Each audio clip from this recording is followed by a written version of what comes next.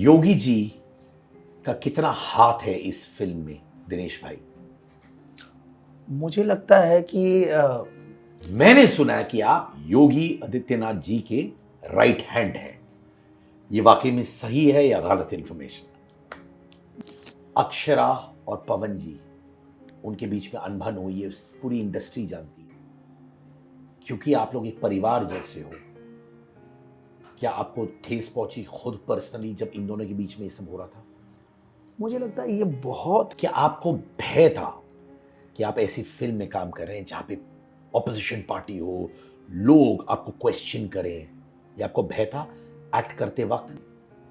तो जज ने सबसे पहला क्वेश्चन उनसे किया, उनके वकील से, कि आपने क्या ये पिक्चर देखी है? सीबीएफसी के वकील ने कहा मैंने नहीं देखी। तो जज ने कहा यदि आप देखते ना तो हमसे बहस करने आते ही नहीं। सच्चे दिल से बोलिए, आप ऑब्वियसली पॉलिटिशियन भी है जी। ये बॉलीवुड की पॉलिटिक्स की वजह से आप दूर रहे? मैं मन में क्या, मैं पूरा उनका नाम इधर लिख उख के पूरा घूमता था गांव में, घर में बोलता था मैं शादी नहीं करूंगा, और हम वो किराया लगा के प्रोग्राम में पहुंच गए। वहां जाके हमने पूरी रात प्रोग्राम किया, सुबह हमको पैसा ही नहीं दिया। और कितना देने वाले थे आपको? 1500 रुपए देने वाले थे। देखिए, रिंकू घोष मेरे साथ बैठी थी जी। कुछ महीने पहले, और उन्होंने मुझसे एक बहुत सॉलिड स्टेटमेंट कही थी भाई, कि भोजपुरी सिनेमा खत्म हो रहा है, इंडस्ट्री मिट रही है। ये सच है या गलत बोला उन्होंने? देखिए क्या होता है कि ये सच में बताइए कि जब इतनी बड़ी कास्ट होती है, ईगो प्रॉब्लम्स होते हैं, मुश्किल था वो फिल्म बनाना? उसमें ईगो सिर्फ 2 ही लोग को हो रहा था, और रवि भैया को और मनोज भैया को ईगो रहा था उनको, हाँ, कि आपस में, कि मैं ये नहीं करूंगा, मैं ऐसे नहीं बोलूंगा, ये मुझे नहीं मारेगा। मनोज तिवारी भाई, रवि किशन भाई, कौन बेटर एक्टर है आपके अनुसार? मैंने अमरपाली जी से भी पूछा था हाँ, कि आप दोनों के बीच में मोहब्बत हो रहा था क्या रियल लाइफ में? मुझे लगता है कि जब 2014 से वाइफ आपकी मिसेस सब लोग यहाँ पे हैं, सब लोग यहीं पर साथ में उनको ये तकलीफ नहीं होती थी ये सब सुन के? उनको होती थी? हाँ, कुछ लोगों का कहना है कि भोजपुरी में जो एक्ट्रेसेस है, एक टाइम पे उनको एज अ ग्लैमरस प्रॉप की तरह यूज किया जाता था, उनको ज्यादा रोल्स नहीं मिलते थे, बट सिर्फ ग्लैमर एलिमेंट के लिए रखा जाता था। ये सही बात है या गलत? मुझे लगता है कि किसी भी चीज, ये भी है भोजपुरी गानों में कुछ शब्दों का उपयोग करना, भाभी जियों का रेफरेंस बहुत देना, लोगों को लगा था कि ये सही नहीं है गानों में। बिल्कुल गलत है। जया जी जो है, जैसे हम सब जानते हैं, एक्ट्रेस तो बहुत अच्छी है, पर कुछ लोग उनके गुस्से से डरते हैं। जो पैपराजी वीडियो आप देखते हो ना, जब ये बहुत पैपराजी भाई बहन को थोड़ा डांट देती है, थोड़ा अंडरस्टेटमेंट बोल रहा हूँ, वो आपने फेस किया? CCL celebrity cricket league, Ravi Kishan, Kesari Lal, Parvesh, Ayaz, Dinesh Lal, आप, मनोज तिवारी, पवन सिंह जी, आप लोग डिसाइड कैसे करते हैं कि मनोज तिवारी जी कैप्टन बनेंगे? आप कभी डिप्रेशन से गुजरे?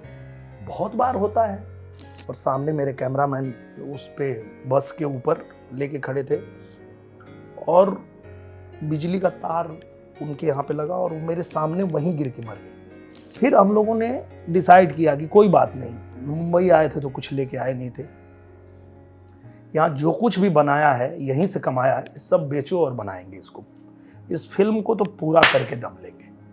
तो अपने अपने पर्सनल एसेट्स फिर बेचना शुरू किया। मैंने सुना कि भोजपुरी इंडस्ट्री में सुपरस्टार्स जानबूझ के एक दूसरे की फिल्म को गिराने की कोशिश करते हैं। नहीं, होता तो है कि जैसे, क्योंकि आप कन्वेंशनल लुकिंग नहीं, हाँ टिपिकल हीरो की तरह नहीं दिखते जी, वो आपके खिलाफ चला था थोड़ा टाइम के लिए? हाँ चलता ही था। जैसे मैं मुंबई आया,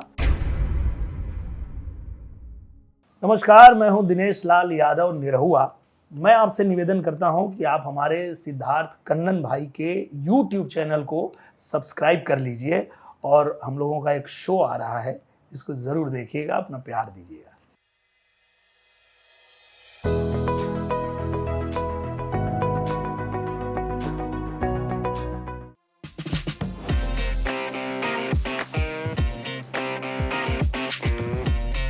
Ajay, the untold story of Yogi. जी हाँ, दिनेश लाल भाई कैसे हैं आप? नमस्कार। नमस्ते, मैं बहुत ठीक हूँ और बहुत धन्यवाद आपको इस शो में हम लोगों को आमंत्रित करने के लिए, क्योंकि हम सब आपके फ़ैन हैं और आपका शो देखते हैं, बहुत अच्छा लगता है। और जब हमारी ये मूवी आ रही है इस समय पे आपने हमें इनवाइट किया, तो इसके लिए बहुत आभार आपका। और मैं भी बहुत मानता हूं, क्योंकि आपने जिस तरीके से पिलर बने हुए हैं भोजपुरी सिनेमा के लिए, वो भी काबिले तारीफ है। और आपने इतना कुछ किया है अपनी इंडस्ट्री के लिए, जो हमारी भी इंडस्ट्री है, इंडिया की इंडस्ट्री है। बिल्कुल। तो thank you so much. Thank you. And of course ये जो मुस्कुराते हुए हमारे भाई हैं, the producer of this film, Ajay Mengi ji, कैसे हो आप? सब खैरियत? मैं खैरियत से हूँ। धन्यवाद, बहुत बहुत धन्यवाद हमें यहाँ आमंत्रित करने के लिए अपने वंडरफुल शोज़ में, जिसका मैं शुक्रगुजार हूँ। थैंक यू भाई। पर मैं ये जानना चाहता हूं, योगी जी का कितना हाथ है इस फिल्म में, दिनेश भाई? मुझे लगता है कि ये योगी जी को पता भी नहीं था। सच में? सच में। और हम लोगों ने एक बुक पढ़ी, शांतनु जी ने लिखी है किताब, और उस किताब पे जब मूवी बन रही थी तो मुझे भी वो किताब मिली पढ़ने के लिए। और जब मैं पढ़ा तो मुझे लगा कि सच में ऐसी ही फिल्म तो बननी चाहिए कि एक बच्चा जो बहुत साधारण परिवार में पैदा होता है और वहाँ से वो उसकी जो जर्नी है बच्चे की, वो कैसे पढ़ाई करता है, कैसे कॉलेज में जाता है, कॉलेज में जो चीज़ें उसे गलत लगती है उसका कैसे विरोध करता है, और फिर उसको लगता है कि अगर मुझे समाज में जो चीज़ें अच्छी नहीं लग रही है, इसमें कुछ मुझे अगर अनकंफर्टेबल हो रहा है तो मैं क्या करूं। ऐसे में जब वो एक गुरु की तलाश में जाते हैं और वो जब गुरु उनको मिलते हैं और उनको जब गुरु दीक्षा मिलती है, फिर वो किस तरह से अपने जीवन में सिर्फ धर्म नहीं, समाज के लिए वो कितना अच्छा कर पाते हैं। ये जब पूरी जर्नी हमने पढ़ा तो मुझे लगा यार फिल्म तो ऐसी ही बननी चाहिए, होनी चाहिए, जो लोगों को इंस्पायर करे। जब कोई बच्चा देखे, कोई समाज का कोई भी व्यक्ति देखे, तो वो देख के इंस्पायर हो सके कि हाँ यार हमें किसी फील्ड में, जैसे मैं एक चीज़ कहता हूँ कि बहुत लोग एक शब्द का उपयोग करते हैं राजनीति में कि हमें कुछ जिम्मेदारी दीजिए। ये बहुत आम बात है कि जो भी राजनीति में आता है तो वो एक बात बोलता है, सर हमको भी कोई जिम्मेदारी दीजिए। पर क्या उस जिम्मेदारी को ईमानदारी से निभाने की क्षमता है? अगर है तो वो जिम्मेदारी लीजिए। ये दिखाया उस मूवी में, उस बुक में हमने जब देखा तो हमको लगा कि यार सही है। अगर इस फिल्म का पार्ट बनने का अवसर मुझे मिल रहा है तो मेरा सौभाग्य है। और मैंने सर को कहा, सर बस आपने मुझे इस फिल्म का हिस्सा बनाने का सोचा है, ये मेरे लिए बहुत अच्छा है।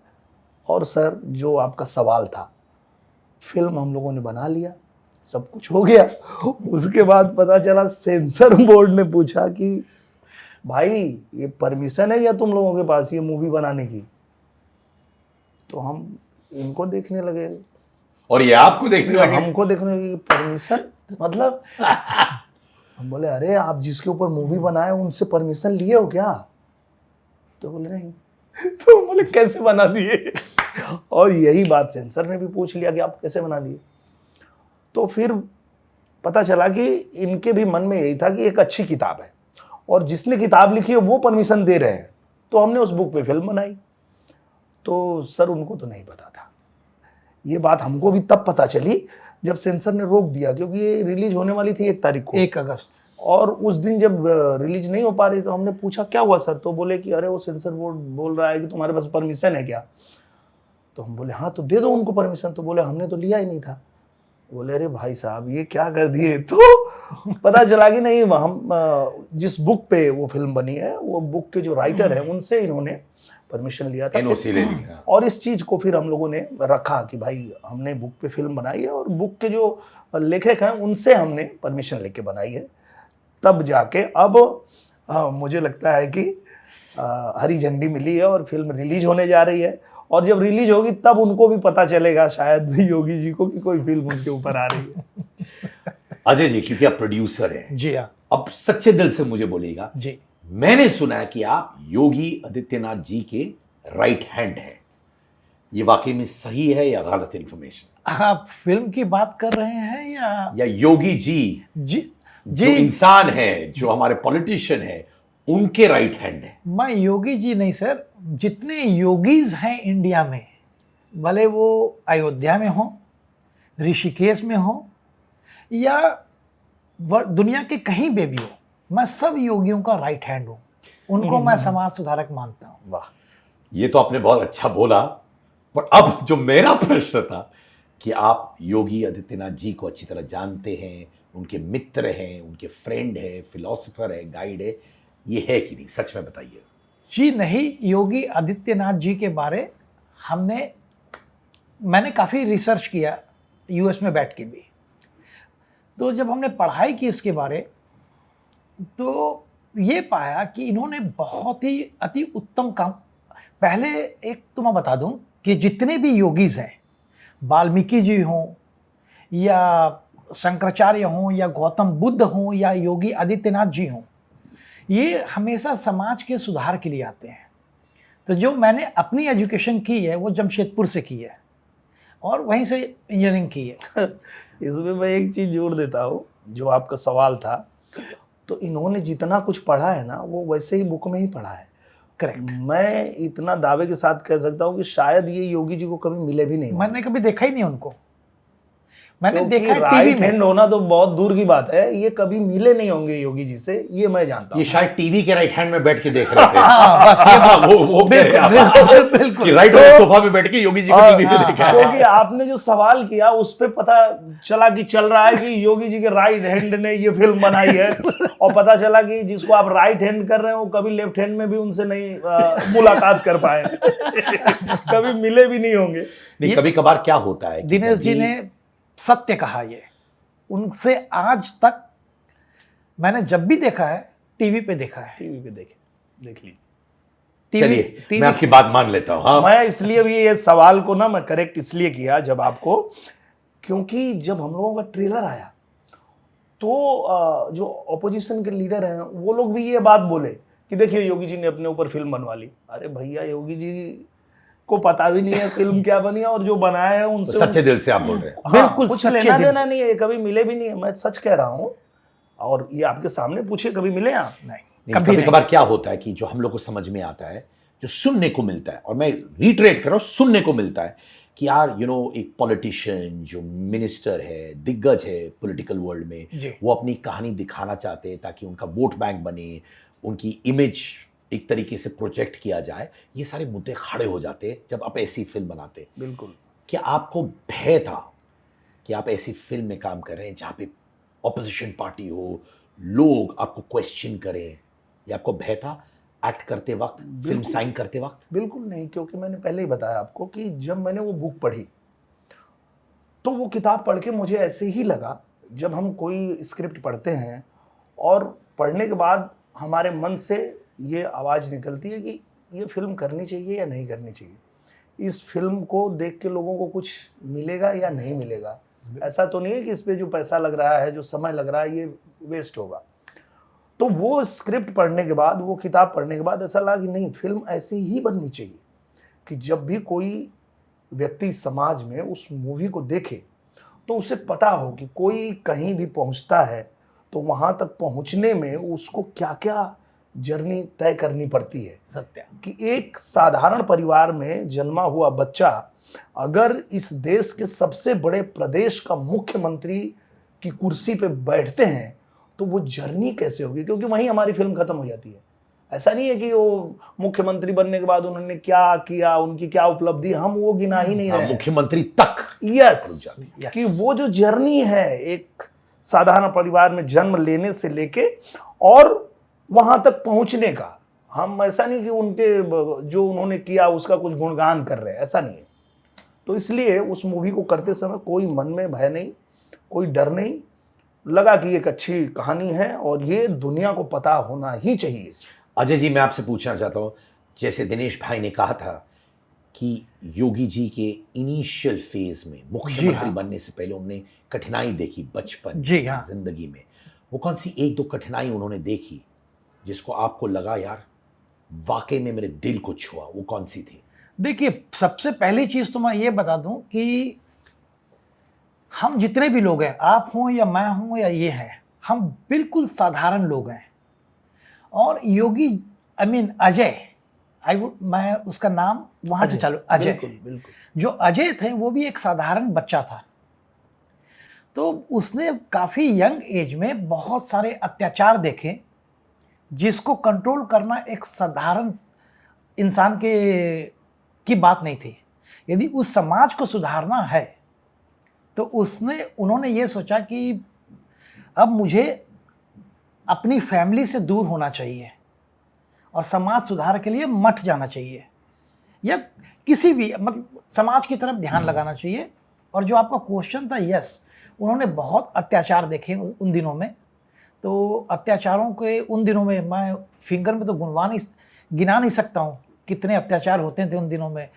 5 बजे के बाद कोई लड़की घर से बाहर नहीं निकल सकती थी, और आपकी ज़मीन, आपका घर तोड़ के नेबर्स उसको इंक्रोच कर रहे हैं।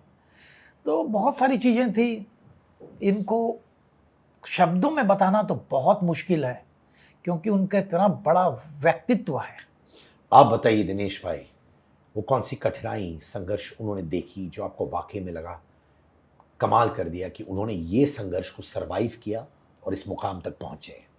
मैं जब फिल्म कर रहा था तो 2 सीन मुझे ऐसा लगा कि यार इस तरह का जज्बा जिसके अंदर होगा वही कुछ कर सकता है।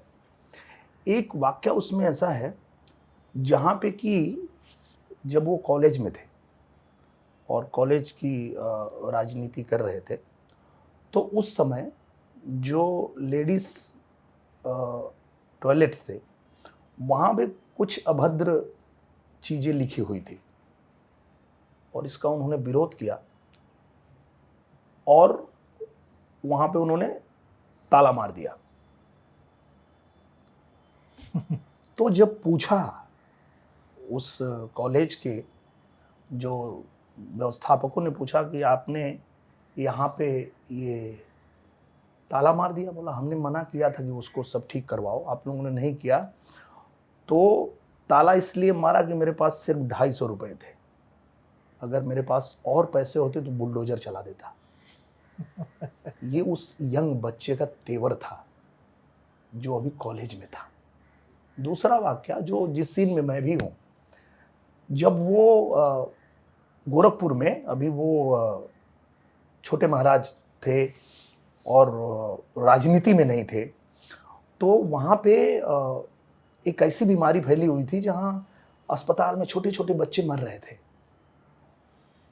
और उस चीज़ को लेकर के जब उन्होंने देखा तो वो भाग के गए डीएम के पास, और डीएम से उन्होंने कहा कि जो अस्पताल की व्यवस्था है वो इतनी ख़राब क्यों है, आप लोगों ने वहाँ सारी चीज़ें सुविधाएं रखी नहीं हैं। तो उसने कहा कि आप हो कौन ये सवाल करने वाले, कौन है आप? विधायक हैं, एमपी हैं, मंत्री हैं, मेरे से सवाल पूछने वाले हो कौन आप? और उस दिन निकले और जाके फिर गुरुजी से उन्होंने कहा कि अब मैं राजनीति ज्वाइन करूंगा। अगर किसी पद पे बैठने के बाद ही ये सिस्टम हमारा सुनेगा तो उस सिस्टम को सुनाने के लिए मुझे राजनीति में आना पड़ेगा।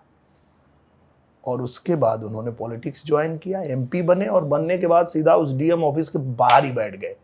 वहीं हमारा ये गाना था, देखो बाबा बैठ गया, योगी बाबा बैठ गया, ये पीछे नहीं हटा है, जब जब अपनी जिद पे बैठ गया, देखो बाबा बैठ गया। यहीं बैठा हूं और जब तक सब काम होगा नहीं, इस डीएम ऑफिस के बाहर से हटूंगा नहीं।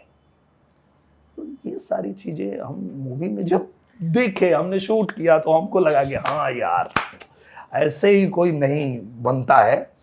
और निश्चित रूप से मैं ये फिल्म करके बहुत अपने आप को भाग्यशाली मानता हूं कि इस तरह की स्क्रिप्ट में मुझे अवसर मिला, और आप जब देखेंगे आपको बहुत आनंद आएगा।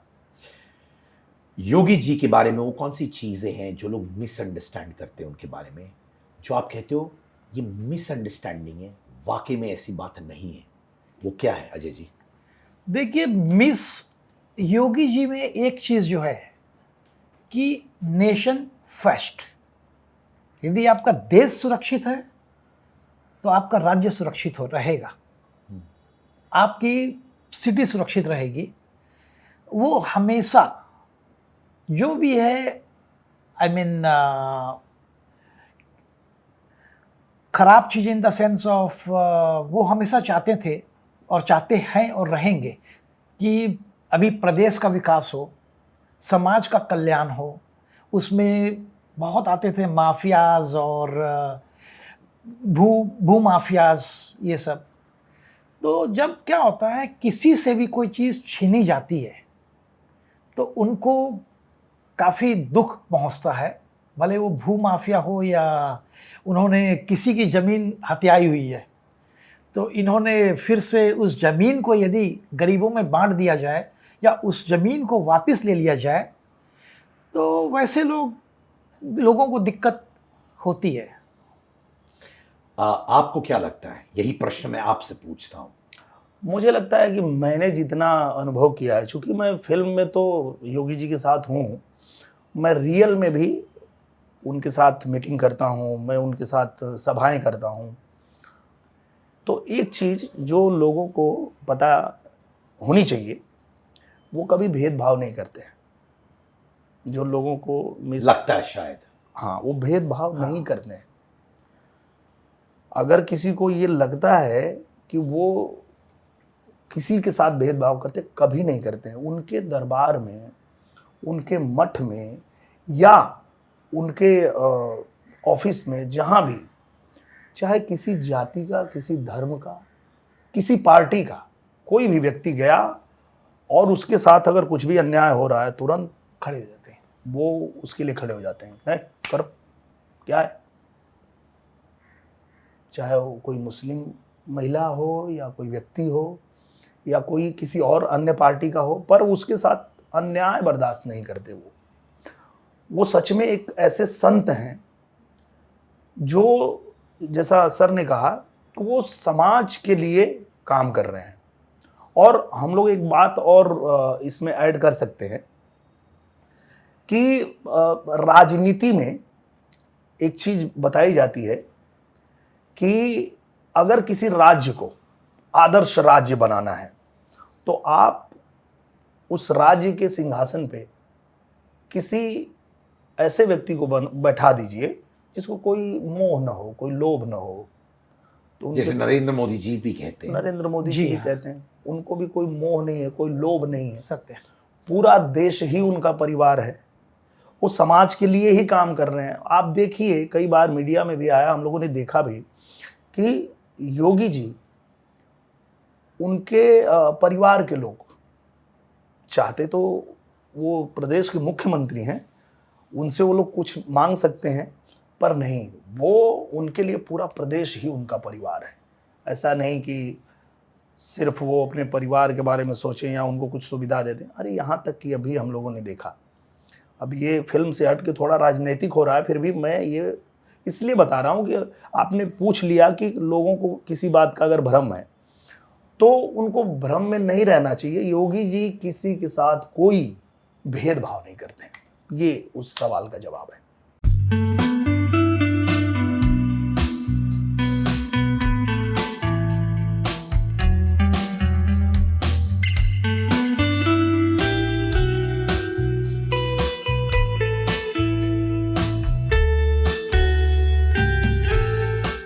अनंत जोशी योगी जी का किरदार निभा रहे हैं जी। कितना अनंत जोशी के अंदर योगी जी की क्वालिटीज है? देखिए, जब हमने ये पिक्चर बनानी चालू की तो योगी जी का जो उच्चारण है, जो शब्दावली है, जैसे शाह सा कुछ, देखिए हिंदुस्तान में हर लोग हिंदी बोलते हैं, लेकिन आपकी हिंदी और मेरी हिंदी हम एक दूसरे को समझते हैं, लेकिन उच्चारण में थोड़ा सा हो सकता है कि अंतर हो सकता है। तो योगी जी आए हैं यूपी उत्तराखंड से। हम चाहते थे कि इसको वो इंसान, हम उस इंसान को लेना चाहते थे जो इस लैंग्वेज को, इस भाषा को बहुत ही अच्छे से अडॉप्ट कर पाए और बहुत जल्द अडॉप्ट कर पाए। तो जो अनंत जोशी हैं, उन्होंने इस भाषा को इतनी अच्छे से निभाया है कि आपको पिक्चर देख के लगेगा कि आप बहुत जगह आप सोचेंगे ये योगी जी बोल रहे हैं कि हमारे आनंद बोल रहे हैं। तो इसलिए हमने आनंद को उसमें कास्ट किया। क्या क्या अड़चने आपने देखी फिल्म बनाते वक्त भाई, जो मुश्किल था आपके लिए एज एन एक्टर या ये प्रोजेक्ट को खड़ा करने के लिए? बिल्कुल, उस पर हम लोग आते हैं, पर जो सवाल आपने इनसे किया ना वो आप भी बोलना चाहते हैं। मैं इसलिए बोलना चाहता हूँ कि अगर मैं ये नहीं बोलूँगा तो गलत हो जाएगा, क्योंकि पहले ही मैंने कहा कि मैं योगी जी के साथ भी मीटिंग करता हूँ और उनके साथ सभाएं करता हूँ, और मैं वही काम जो है इस फिल्म में अनंत भाई जो उनका किरदार निभा रहे थे उनके साथ भी कर रहा था। पर मैं आपको बताऊं, वो इतने ब्रिलियंट एक्टर हैं कि कभी कभी मुझे भ्रम हो जाता था कि मैं योगी जी के साथ बैठा हूं कि वो इतना बेहतरीन एक्टर हैं अनंत भाई। सत्य। मैं उनके साथ और भी काम कर रहा हूँ, वेब सीरीज कर रहा हूँ, वहाँ बिल्कुल अलग हैं, यहाँ बिल्कुल उन्होंने अपने आप को एकदम से, और सच में वो उनकी मेहनत है, उनकी लगन है कि वो एकदम योगी जी बन गए थे। यस। और ऐसे कभी उनके साथ डायलॉग हैं और वो कुछ हमें बोल रहे हैं तो मुझे उनको देखते हुए लगता था कि योगी जी ही बोल रहे हैं। तो मुझे लगता है कि वो बेस्ट उन्होंने किया है, और ये लोग देखेंगे तो लोगों को भी पता चलेगा कि ब्रिलियंट एक्टर हैं और उन्हें बहुत लाजवाब काम किया है। सत्य। और अब बात आई अड़चन की, तो बनाते समय तो कोई अड़चन नहीं थी, क्योंकि मूवी में जो जो किरदार करने थे सब तय थे। अब सर यूएस से आए थे, पैसे की कोई कमी थी नहीं। आओ दिल खोल के भाई, चलो भाई, कोई दिक्कत नहीं, कहाँ शूटिंग करना है, कैसे करना है, कैसे कहाँ पे किसको रखना है, कोई दिक्कत नहीं। क्या चाहिए भाई मूवी में, ये सीक्वेंस फिल्म आना है, ये दंगा हुआ था, ऐसा हुआ था, वो हुआ था, कहीं इन्होंने कोई कमी नहीं की। पूरा दिल खोल के शूटिंग में खर्चा किया इन्होंने। दिक्कत सब शुरू हुई जब रिलीज होना हुआ तो पता चला सेंसर बोर्ड ने रोक दिया कि परमिशन लाओ, कहाँ है। पर मुझे आपसे ये पूछना है, ये बुक पे आधारित है जी हाँ, पर क्या योगी जी का परमिशन भी जरूरी होता है, क्योंकि उनपे है फिल्म, पर आपने तो राइटर से परमिशन अब लिया। देखिए, अब मैंने इन दिनों में ना लॉ को इतने करीब से जान अब लॉयर बन चुके हैं, बिजनेसमैन तो है ही, लॉयर भी बन चुके हैं। जब आदमी के ऊपर पड़ती है तो सीखना पड़ता है। आपको ना सिद्धार्थ जी मजे की बात बताऊंगा। सबसे पहले तो मैं एक वर्ड करता हूं, सीबीएफसी तो होनी नहीं चाहिए, जैसे यूएस में है नहीं। रेड टेपिज्म कहीं नहीं होना चाहिए। देखिए आप लोग, हम सब क्रिएटिव लोग हैं। क्रिएटिव में क्या होता है कि आप क्रिएट करिए, कोई भी चीज़ बनाइए, फिर आपके बाद उसके बाद मैं आऊँगा एक्चुअल क्वेश्चन में सीबीएफसी के। आप बनाइए, सेल्फ सेंसर होना चाहिए कि 10 लोगों को दिखाइए। यदि 10 लोगों ने कहा कि नहीं इस सीन में ये चेंज होना चाहिए, इसमें ये चेंज करिए, तो डेफिनेटली समाज सुधार के लिए या समाज के लिए कोई अच्छी चीज़ बनती है। इनका दर्द है क्योंकि फिल्म में कुछ ऐसा था ही नहीं जिसको आप, क्योंकि बाद में जब कोर्ट ने देखा तो बोला इसमें कुछ काटने लायक है ही नहीं, ऐसा कुछ है ही नहीं। हम तो वो उनका दर्द है, वो बयां कर रहे हैं, पर फिल्म में ऐसा कुछ था नहीं। और फिर वो कभी कभार जब आप इतने बड़े दिग्गज पर फिल्म बनाते हैं, मैंने देखा है पास्ट में भी उनकी सिर्फ अच्छाइयाँ दिखाई जाती हैं जी, पर हर इंसान के अंदर कुछ कमियां भी होती हैं, बिल्कुल हम सबके होंगी, अंदर होती है, मेरे बिल्कुल अंदर, होंगी, आपके अंदर। बिल्कुल वो साइड भी आप लोगों ने दिखाया है। बिल्कुल दिखाया है। हाँ, जब आप बिल्कुल। देखोगे, वही तो कह रहा हूँ ना, ये कहानी एक रियलिटी है पूरी, बिल्कुल रियलिटी है, नो प्रोपोगंडा। इसमें कोई प्रोपोगंडा नहीं है। जो एक आम बच्चा जब जन्म लेता है और उस हर इंसान में, आप भी पतंग उड़ाते होंगे, हाँ तो एक नॉर्मल आप जो होली खेलते हैं, आप सारी चीजें करते हैं, आप पढ़ने जाते हैं तो बहुत आप पढ़ने में अच्छे नहीं हैं या अच्छे, जो भी चीजें हैं, हाँ, वो एक साधारण परिवार में जन्मा हुआ बच्चा वो किस तरह से स्टेप बाय स्टेप अपने जर्नी को आगे जीता है, उस पे ही मूवी है वो। ऐसा कुछ नहीं है कि सीएम के ऊपर मूवी है, नहीं। कौन सा वो सिचुएशन है जहाँ पे योगी जी हारे, माने उन्होंने तकलीफें देखी पर एक हार भी हुई उनकी। सिद्धार्थ जी, मैं इसका आंसर दिनेश जी दें उससे पहले मैं आपको सीबीएफसी का पूरा फिनिश करूंगा उसका। आप बोलिए ना। सीबीएफसी जब हमारा बैक एंड फोर्थ काफ़ी चली बैटल, तो कोर्ट ने कह दिया था उनको कि किसी भी क्रिएशन के लिए, हाई कोर्ट ने, बम्बई हाई कोर्ट ने कहा था कोई भी क्रिएशन के लिए कभी एनओसी की जरूरत नहीं होती है। उसको ऑब्जेक्ट वही इंसान कर सकता है यदि आपके ऊपर पिक्चर बनी है, वो भी पॉजिटिव आप कर सकते हो। लेकिन सीबीएफसी ने फिर भी रिजेक्ट कर दिया, बैक एंड फोर्थ। फिर एक थे रमेश पतंगे जी, आरएसएस के हैं, तो उन्होंने भी ये पिक्चर देखी, रिवीजन कमिटीज़ ने। उन्होंने कहा सर आप लोगों ने इतनी सुंदर पिक्चर बनाई है ना कि मैं इसमें कोई कट नहीं दे पाऊंगा, ये पिक्चर हर इंसान को देखनी चाहिए हिंदुस्तान के अंदर। उसके बाद नेक्स्ट डे रिजल्ट आता है सीबीएफसी की तरफ से, फिर 21 कट एंड रिजेक्शन। फिर कोर्ट ने कहा अब इस पिक्चर को हम खुद देखते हैं। अच्छा, हाँ, कोर्ट ने देखा? कोर्ट ने देखा। फिर कोर्ट की जो जज थी उन्होंने ये पिक्चर देखी और नेक्स्ट मॉर्निंग हियरिंग थी। हम जब बैठे कोर्ट के अंदर, तो जज ने सबसे पहला क्वेश्चन उनसे किया, उनके वकील से, कि आपने क्या ये पिक्चर देखी? सीबीएफसी के वकील ने कहा मैंने नहीं देखी। तो जज ने कहा यदि आप देखते ना तो हमसे बहस करने आते ही नहीं। यानी कि उन्होंने फिल्म रुकवा दी सीबीएफसी वालों ने और खुद फिल्म नहीं देखी। हमने तो पूरी पिक्चर अरे यार, हाँ? ये आपके ना उस सवाल का जवाब भी है, जब आपने कहा कि उनके बारे में कुछ ऐसा लोगों में भ्रम है क्या, तो ऐसा पहले भ्रम बना लिया कि अरे ये कुछ धार्मिक भावनाएं भड़क सकती है, ऐसा हो सकता। अरे क्यों होगा भाई, हम बनाए ही नहीं है, ऐसी कोई बात हम दिखा ही नहीं रहे हैं कि उसमें कुछ किसी को बुरा कहें या किसी को अच्छा कहें। इसमें पॉलिटिक्स इन्वॉल्व था क्या आपको लग रहा है? मैं इसका आंसर नहीं दे पाऊंगा, मुझे नहीं पता। आई डोंट थिंक सो, मुझे नहीं लगता नहीं, कोई भी नहीं, कोई पॉलिटिक्स इन्वॉल्व नहीं था। ऐसा नहीं था, मैं कुछ भी नहीं था। मैं वही कह रहा हूँ कि वो डर होता है ना एक, यार ये लोग, जैसे बहुत सारी फिल्में आ रही हैं जिनको लेके ऐसी बात होती है कि यार एक पर्टिकुलर विषय पे फिल्म बना के ये लोग धार्मिक भावना भड़काना चाहते हैं, ऐसा करना चाहते हैं। देख, ये मूवी का वैसा कुछ था ही नहीं। अभी ये पिक्चर 0 कट के साथ आई है।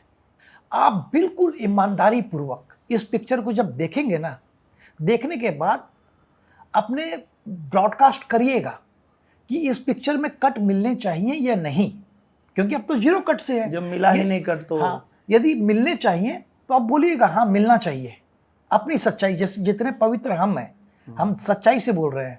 आपको यदि लगता है कि कट मिलने चाहिए तो लिखिएगा एकदम खुल के कि इसमें कट मिलने चाहिए, और नहीं मिलने चाहिए तो आप अपना फैसला सुनाइएगा कि नहीं मिलने चाहिए। अभी मैं आपकी जिंदगी में आना चाहता हूं जी। भोजपुरी परिवार में पैदा हुए आप जी, पर रह रहे थे कोलकाता में। बिल्कुल। माने बंगाली भी बहुत अच्छी हो गई होगी, है ना? बिल्कुल, हाँ हाँ, खूब भालो करे बोलते पारी। अरे क्या बात है। परिवार के बारे में बताइए ना, वो माहौल कोलकाता का। हाँ, बहुत अच्छा था। और मेरे पिताजी वहाँ ड्यूटी करते थे कलकत्ता में, तो हम क्या दोनों करते थे वो बिरला जी की एक फैक्ट्री थी टेक्समैको, उसमें वो ड्यूटी करते थे, एक मशीन चलाते थे वहाँ पे। वो मुझे लगता है कि रेलवे के इंजन और उसके जो डब्बे वो सब बनते हैं, तो उसमें एक मशीन वो भी चलाते थे। और उसी जगह रह के हम लोग पढ़ाई कर रहे थे टेक्समैको स्कूल में। और वहाँ रहने की वजह से, चूँकि कोई भी व्यक्ति जहाँ पढ़ाई करता है वहाँ की भाषा सीख ही लेता है, तो बंगाली बहुत अच्छे से हम लोगों को आती है। और वहाँ से जब एक समय ऐसा आया कि पिताजी रिटायर जब हुए, तो हम लोग फिर गांव आ गए अपने यूपी। वहाँ आने के बाद फिर हमने बीकॉम में एडमिशन लिया। पर एक होता यही है कि जब कोई साधारण परिवार का व्यक्ति कहीं नौकरी कर रहा होता है, वो रिटायर होके आने के बाद जब उसके पास जो भी जमा पूंजी मिलती है, वो पहले एक छोटा सा घर बनाता है, फिर वो अपने बेटी की शादी करता है, और उसके पास कुछ नहीं रहता है। अब जब उस एज में पहुंच गया आदमी 55-60 में, तो अब है ही नहीं कुछ उसके पास। अब हम लोग उस सिचुएशन में पहुंच गए। तो मुझे लग रहा था मैं पढ़ाई कंटिन्यू करूं अब या घर परिवार देखूं, क्या करूं। पर पिताजी का ऐसा था कि नहीं नहीं तुम करो, पढ़ो, कोई बात नहीं, हम ट्राई करते हैं। अब कलकत्ता से कमा के आ गए, अब मुंबई जाएंगे। तो हम बोले अरे नहीं नहीं, अब आपकी उम्र हो गई, आप क्यों जाएंगे कहीं, अब कहीं जाना भी होगा तो हम जाएंगे, आप टेंशन मत लीजिए। और चूंकि मेरे घर में गायकी का भी माहौल था, पिताजी भी गाते थे और बड़े भैया हमारे सिंगर हैं, राइटर हैं एक भैया, तो उन लोगों से मैंने सहायता लिया और मैंने गायकी शुरू कर दिया। और गायकी शुरू करके स्टेज करने लगा, और स्टेज करते करते फिर एल्बम भी मैंने गाया। जब मेरा एल्बम आया तो एल्बम इतना ज़्यादा पॉपुलर हो गया कि मेरा नाम दिनेश से निरहुआ पड़ गया एल्बम। ये नाम कैसे पड़ा भाई? वो बहुत जानना चाहता हूं मैं सच में। हाँ, क्योंकि दिनेश लाल यादव और फिर निरहुआ। कैसे? तो वो एल्बम मैंने गाया था, दुलही रहे बीमार निरहुआ सटल रहे। अब ये एल्बम इतना पॉपुलर हुआ कि मुझे डायरेक्ट गांव से ऑस्ट्रेलिया में शो करने का ऑफर आया। क्या बात है, क्या बात है। फिजी में, न्यूजीलैंड में। और जो आए थे शो के लिए तो उनको मैंने कहा कि मेरे पास पासपोर्ट नहीं है। तो बोला भाई मैं बनवाऊंगा, तुम हाँ तो बोलो। फिर वो जो ऑर्गेनाइजर्स थे उन्होंने मेरा पासपोर्ट बनवाया, मेरी टीम का पासपोर्ट बनवाया, और फिर वो लेके गए हम लोगों को वहाँ। हम लोगों ने पहली बार विदेश में शो किया, और वहाँ जाने के बाद हम देखे तो हमको लगा हम वापस बिहार में आ गए, क्योंकि वो पूरा स्टेडियम हाउसफुल है। तो जो आपके साथ होता था बिहार में, जो बिहार में हो रहा था वही वो फिजी में हो रहा है, न्यूजीलैंड में हो रहा है, ऑस्ट्रेलिया में हो रहा है। हम बोले ये क्या चक्कर है। तो पता चला कि जो 3 पीढ़ी पहले बिहार से, यूपी से जो लोग गए थे, उनके बच्चे, उनकी बहुएं, वो तीसरी पीढ़ी जो है वहाँ पे थी। और उनको पता चला कि हमारे यहाँ से कोई शो आ रहा है जहाँ से हमारे बाप दादा आए थे, तो वो आ करके पूरा स्टेडियम फुल हो गया। तो वो, और उसके बाद फिर फिल्मों में काम मिल गया, और फिल्मों में भी काम मिला तो उसी नाम से निरहुआ रिक्शा वाला। और उसके बाद सब लोग निरहुआ रिक्शा वाला ही जानने लगे। फिर वो लगातार फिल्में मैं करता गया, यहीं मुंबई में रह गया। और उसके बाद हिंदी फिल्म में भी अवसर मिल गया। अजय जी भरपूर पैसा से लेके आए, हाँ पूरे झोले में। आप खाली ऑस्ट्रेलिया नहीं, आपका नाम तो हमने अमेरिका, आप गए कि नहीं? अभी तक नहीं, पर अमेरिका में जो आप मिल रहे हैं तो वहां भी पहुंच ही जाएंगे। होली है ना, होली में गाने बजते हैं। तो शुरू में तो मुझे पता नहीं था दिनेश जी के बारे में। मैं बात कर रहा हूँ आपसे करीब 18-20 साल, काफी पुरानी। होली में गए तो गाना बज रहा है, सब डांस कर रहे हैं। बोले तब वहां से मुझे पता लगा, अरे दिनेश जी का मतलब आज से 20-22 साल काफी पहले। हाँ, और वो 20-22 साल पहले जो हिट था ना सर, अचानक से फिर वो अभी हिट हो गया। ए राजा हम के बनारस घुमाएदा, चल के गोदौलिया के पनवा खियाएदा। हे राजा, ये 20 साल 22 साल पहले गाया था मैंने। तो और अब एक नई जर्नी भी शुरू हो रही है कि हमारे अजय सर आए और इन्होंने अजय मूवी में मुझे, मतलब हिंदी फिल्म में भी मौका दे दिया। मैं एक चीज पूछना चाहता हूँ, आप इतने बड़े नाम है भोजपुरी सिनेमा में जी, एक्टिंग में, गायकी में, कितने साल रहे आप भोजपुरी सिनेमा में? मैं बहुत मतलब 2005 में मेरी पहली फिल्म शूट हुई थी, तो 20 साल तो ऐसे ही हो गया। 20 साल बाद एंट्री मारे हिंदी फिल्म इंडस्ट्री में। जी सच्चे दिल से बोलिए, आप ऑब्वियसली पॉलिटिशियन भी है, जी। ये बॉलीवुड की पॉलिटिक्स की वजह से आप दूर रहे? नहीं नहीं, क्यों 20 साल क्यों लगे आपको? 20 साल इसलिए लगा, मैं बताता हूँ, क्योंकि 20 साल तक मैंने कहा जैसा कि वो निरहुआ रिक्शा वाला जैसे फिल्म रिलीज हुई, उसके बाद मैं कम से कम 2 साल के लिए बुक रहता था शोज और फिल्म्स। हाँ, यस, कि अगर आप हिंदी फिल्म भी बना रहे हैं और आपको डेट चाहिए तो 2 साल मेरे पास डेट नहीं है, ऐसा रहता था। तो ये जैसे कोविड आया तो कहते हैं ना कि जब कोई महामारी आती है तो कुछ अगर बुरा करती है तो कुछ उसमें अच्छा भी होता है। तो कोविड आने के बाद फिल्में बननी बंद हो गई, थिएटर बंद हो गए। तो जब थिएटर बंद हो गया, फिल्में बननी बंद हो गई, तो वो जो 2 साल तक हम बुक रहते थे, अब हम फ्री हो गए। सच्चाई जो है, उस समय क्या कर रहे थे आप? तो हम फ्री हो गए और उस फ्री होने में इन्होंने पूछ लिया कि हम एक फिल्म बना रहे हैं, आप काम करोगे क्या? हम एकदम फ्री हैं, आप कब चलना है चलिए। तो ऐसा नहीं कि ऑफर पहले भी मिलता था मुझे, बॉलीवुड फिल्मों में ऑफर पहले भी आता था, पर वो कैसा आता था कि हम लोग अगले महीने शूटिंग पे जा रहे हैं, तो हम पता करते थे तो पता चलता था कि नहीं भैया 6 महीने तक तो तुम हिल नहीं सकते हो, ऐसा है। तो कोई बड़े प्रोड्यूसर से आता था बॉलीवुड से? बिल्कुल आता था। जैसे कि नाम लेना ठीक नहीं है, पर बहुत सारी फिल्मों में मुझे ऑफर पहले भी मिला था।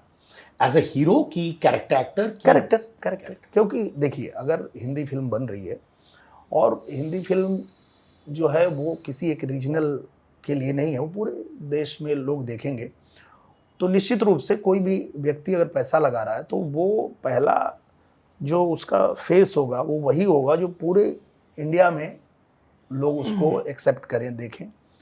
हाँ, अगर मैं कहीं एक रीजनल भाषा से आता हूँ तो मैं छोटे किरदार के साथ ही अपनी पहचान भी बना सकता हूँ और लोगों के दिलों में जगह भी बना सकता हूँ। हाँ यार, अच्छा लगा था, मज़ा आया था।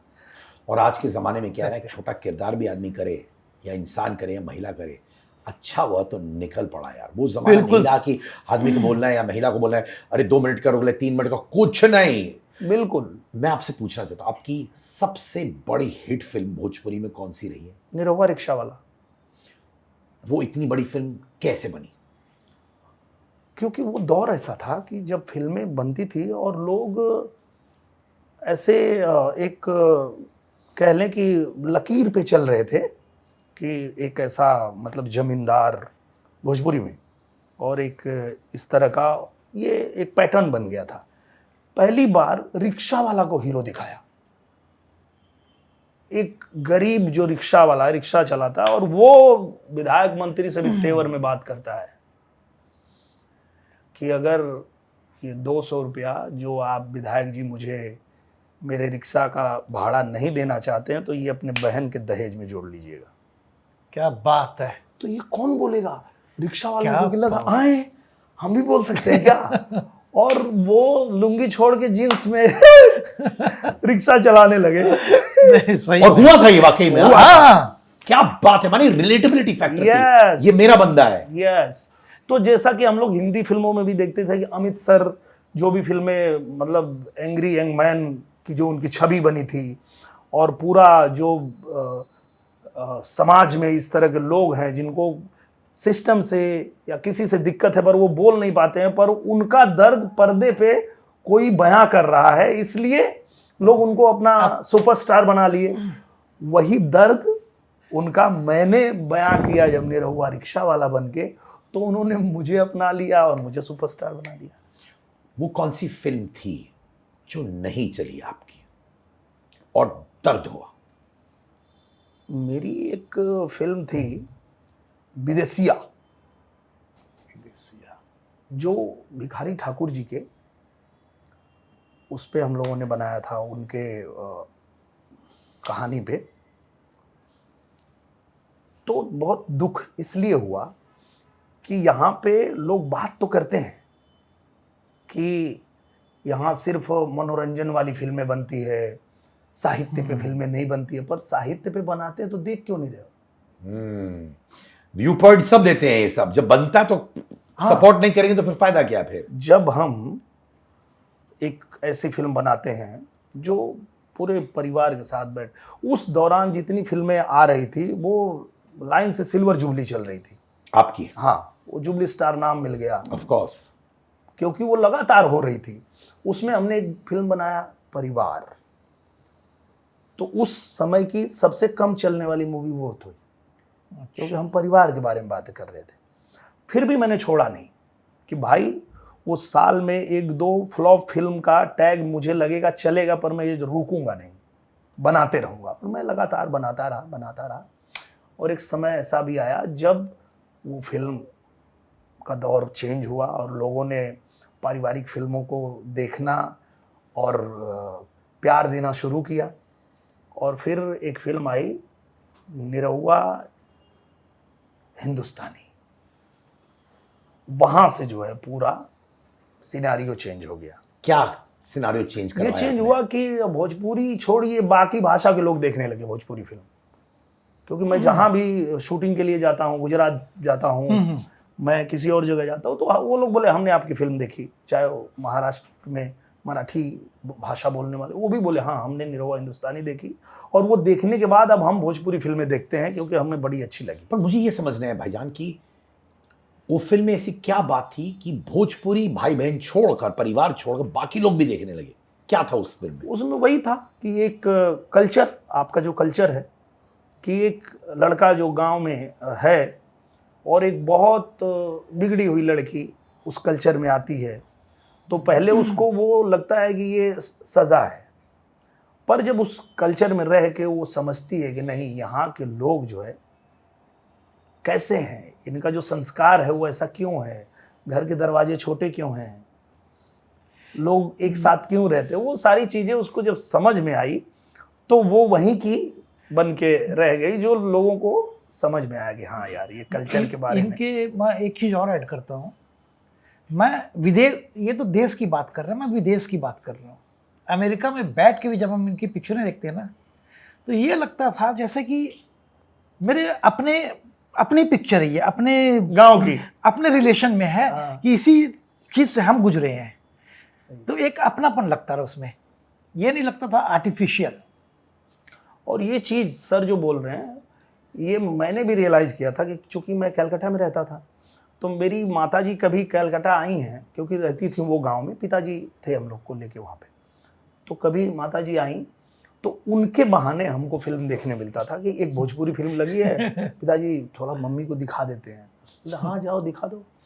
तो जब थिएटर में बैठते थे और हम देखते थे जब वो भोजपुरी फिल्म, तो हम अपने पूरे गांव को देख लेते थे, हम पहुंच जाते थे अपने गांव में। मुझे वो खेत खलिहान कलकत्ता में बैठ के दिखने लगता था, मुझे कलकत्ता में बैठ के मेरे गांव का जो पूरा परिवेश है वो मैं देख पाता था। तो वो चीज़ मेरे अंदर था कि जब मैं उस कल्चर को, उस लोकेशन को, उस परिवेश को जब दिखाऊंगा फिल्मों में, तो जो भी दुनिया में, जैसा कि सर ने कहा, चाहे मुंबई में बैठा हो चाहे वो अमेरिका में बैठा हो, यस, वो पहुंच जाएगा अपने गांव में, अपने बचपन में, अपने घर में, वो चीज़ें उसको दिख जाएंगी। अपना लगता है कि अपना ही कोई है। वही है अजय मूवी में भी, वही है।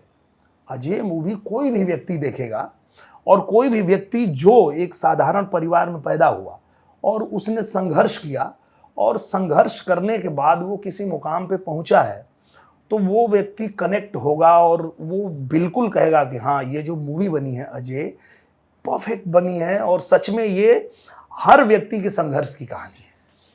आपके एक अधूरे प्यार के किस्से जी मैंने सुने हुए, क्या है वो, क्या अधूरा प्यार था आपका? वो तो सबका ही होता है, कौन है जिसका अधूरा प्यार नहीं है?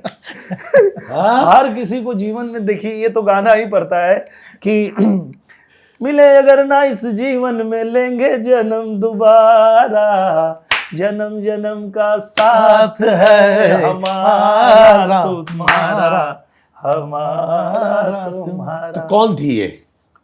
अपने मोहल्ले में ही थी एक लड़की, और हम प्यार करते भी थे।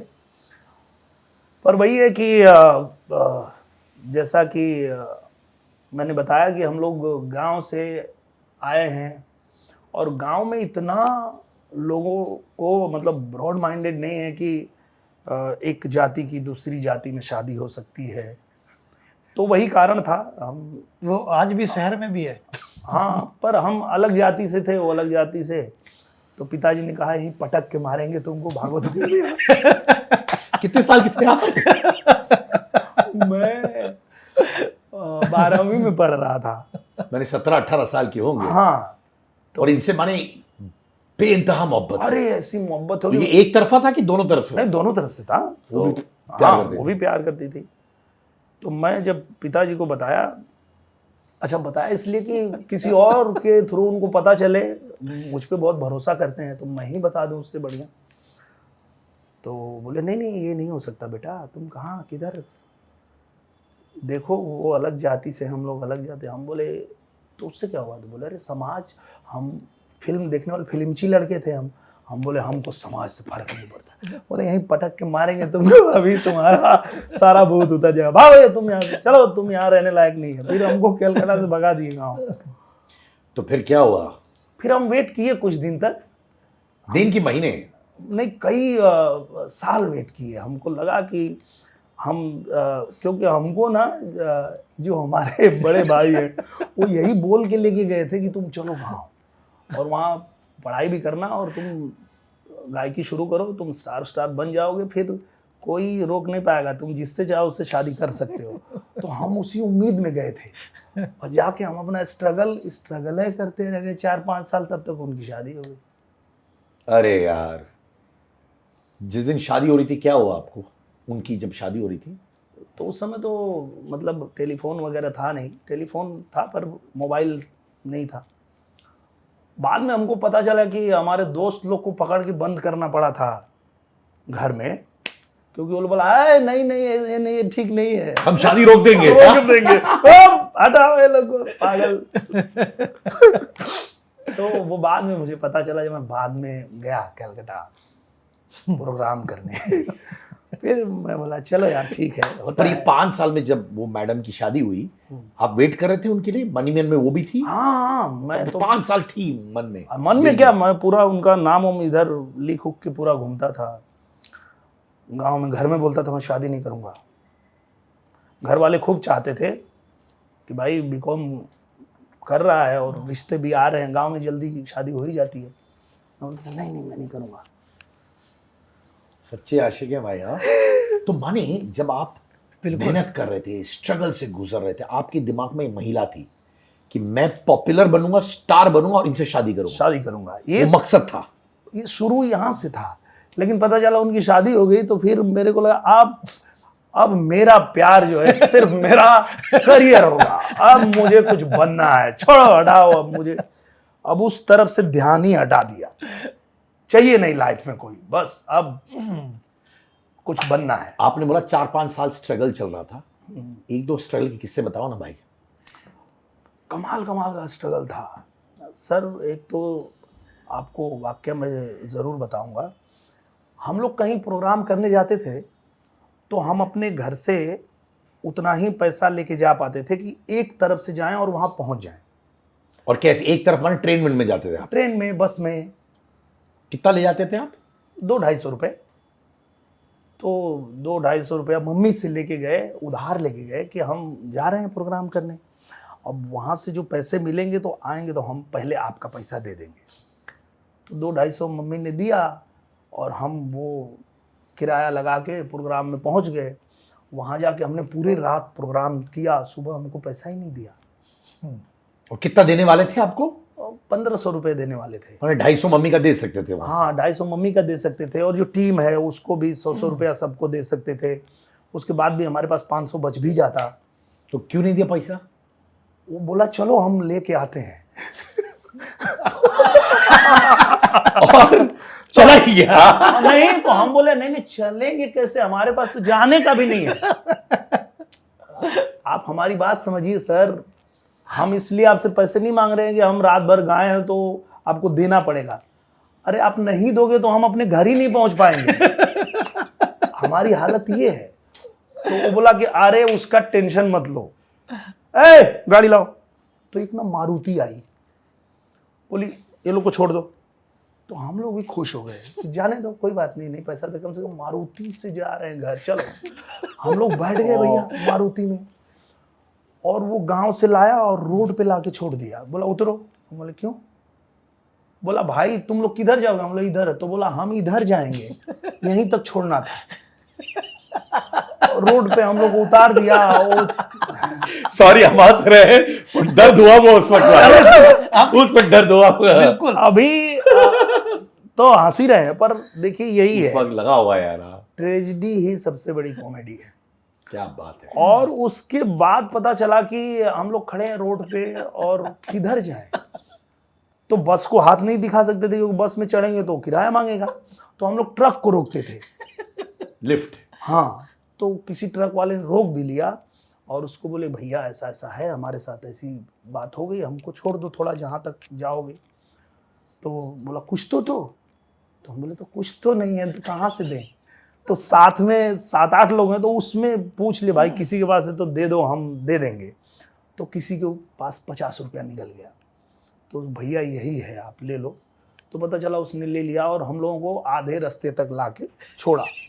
फिर वहाँ से हम लोगों ने कोशिश किया अब क्या करें, तो दिमाग चलाया कि हम लोग के गांव से जो सब्जी मंडी यहाँ है, यहाँ पे ट्रैक्टर आता है और वो ट्रैक्टर से आते हैं लोग धान बेचने, गेहूँ बेचने। तो हम लोग मंडी में गए और वो ट्रैक्टर वाले भैया को बोले भैया प्रणाम। बोले अरे खुश रहो, तुम लोग इधर क्या कर रहा है? हम बोले प्रोग्राम गाने गए थे, पैसा नहीं मिला तो पैदल हो गए हैं। बोला अच्छा खाना वाना खाया तुम लोगों ने? आओ आओ। तो वो लेके गए होटल में, फिर हम लोगों को वहाँ पे खाना खिलाए। बोले तुम लोग खाना खा लो और इधर ही बैठो, ये जो गांव से लोग आए हैं जब इनका पूरा सामान बिक जाएगा तो रात में हम लोग वापस चलेंगे, तुम लोग भी चलना। फिर हम लोग वो ट्रैक्टर में बैठ के फिर अपने घर पहुँचे। तो इस तरह ये तो एक है, ऐसे हजारों किस्से हैं इस गजल के। सिद्धार्थ को वो भी एक सुनाइए अपना जिम वाला, जो ट्रेनर आपने हायर किया रहा। अच्छा वो तो मस्ती मजाक वाला था। ये इन्होंने एक दिन क्या बोला कि भाई अब जिम जाते हैं? मैं बोला हाँ, पहले मेरा मन नहीं करता था जिम जाने का, तो फिर मैंने एक ट्रेनर रखा, अब इसका भी मन नहीं करता है जाने का। जिम का भी।